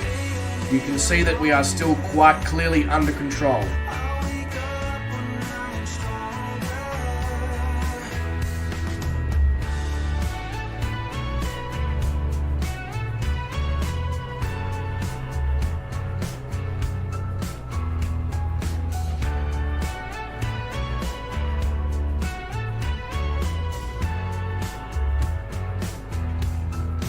I was gonna see you. Actually, technically, my last reward seat booking was Singapore Airlines, Singapore to Melbourne, in economy class, and that was only 30,000 points.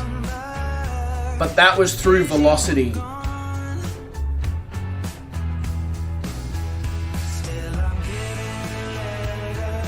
Despite the fact that I am sitting on the stall horn, we still haven't managed to lose all that altitude.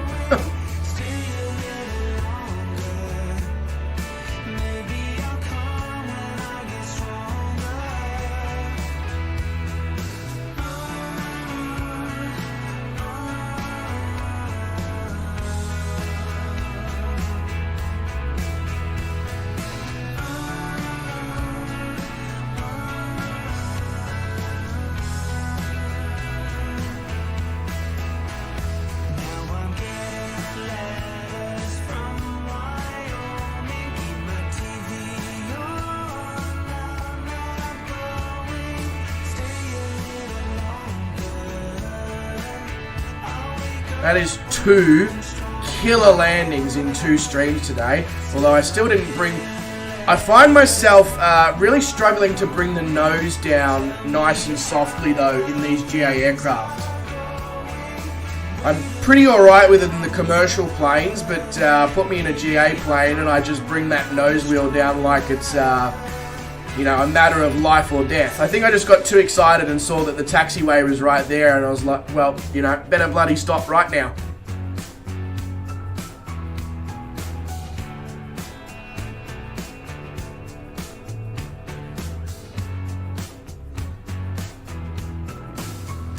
Obviously, Lena, judging by your question, I'm the only one who's flown on a reward seat recently. Either that or everybody's just too engrossed in Zach's Assetto Corsa. God, my Italian ancestors would slap me for calling it Assetto, or Assetto, should I say. It'd be like, you know, Papancule! And spingi cazzo! Spingi cazzo doesn't quite work for the purpose of yelling. So it's quite the opposite, actually.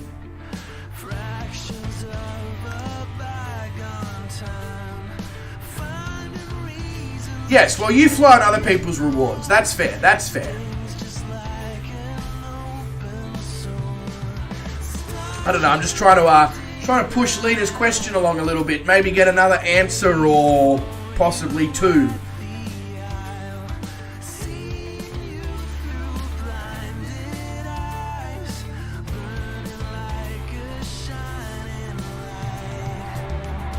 Nope. Okay, cool.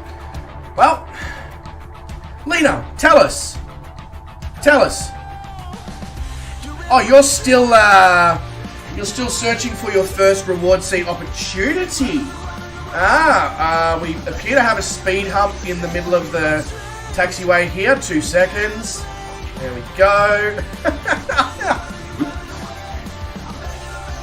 Yep, so I've been flying and earning for quite a while. I'm still searching for my first reward seat opportunity, but I am looking at Singapore Air as well, just like you. So that's, I'm not looking at Singapore Air, that's what I did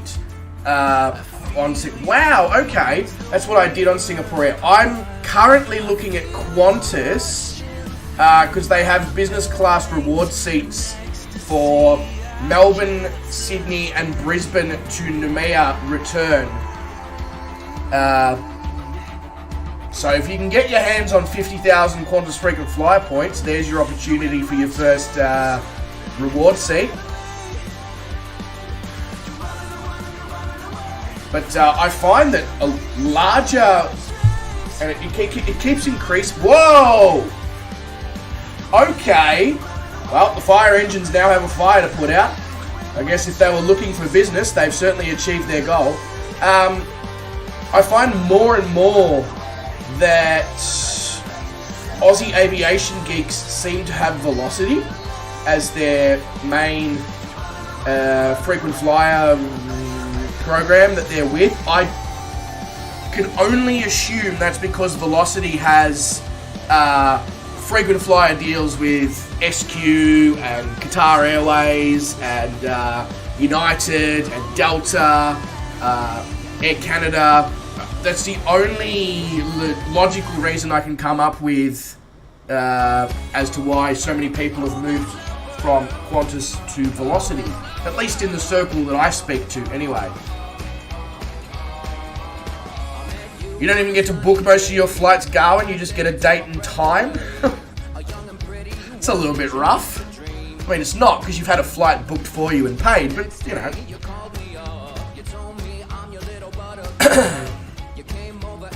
Yeah, so you got a water cannon salute then going. That's cool. That's really cool. Alright, well, ladies and gentlemen, welcome to Phoenix in Arizona, Sky Harbor International. I hope you guys did enjoy that flight. I know I certainly did. It was very much a visual masterpiece. It's probably the best way to describe it, at least in my personal opinion. Definitely one of the, as I've said previously, one of the better scenery-wise flights that we've done since we left South America. But I would obviously like to say a massive thank you to all of you who did come along, whether that was in the chat or whether that was in the sim or both. Appreciate that a lot. If you haven't done the wonderful things and pounded the like button with ferocity or caressed the subscribe button with your gentle touch, please do consider doing either or both. But other than that, ladies and gentlemen, wherever you are in the world, you make sure that you look after yourselves, stay safe, stay well, and the most important piece of advice I can give you is, don't do anyone that I wouldn't do. Mitty, that one was for you. Guys, I'll catch all of you in the next stream. Cheers, have a good one, etc. Bunch of legends.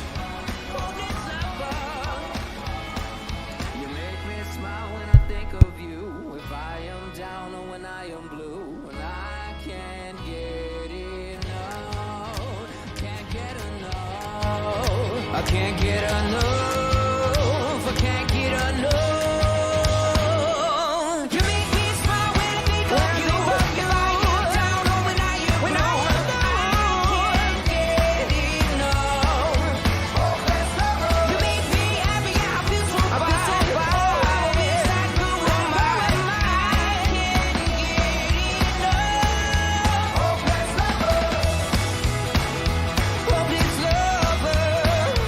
Hopeless lover.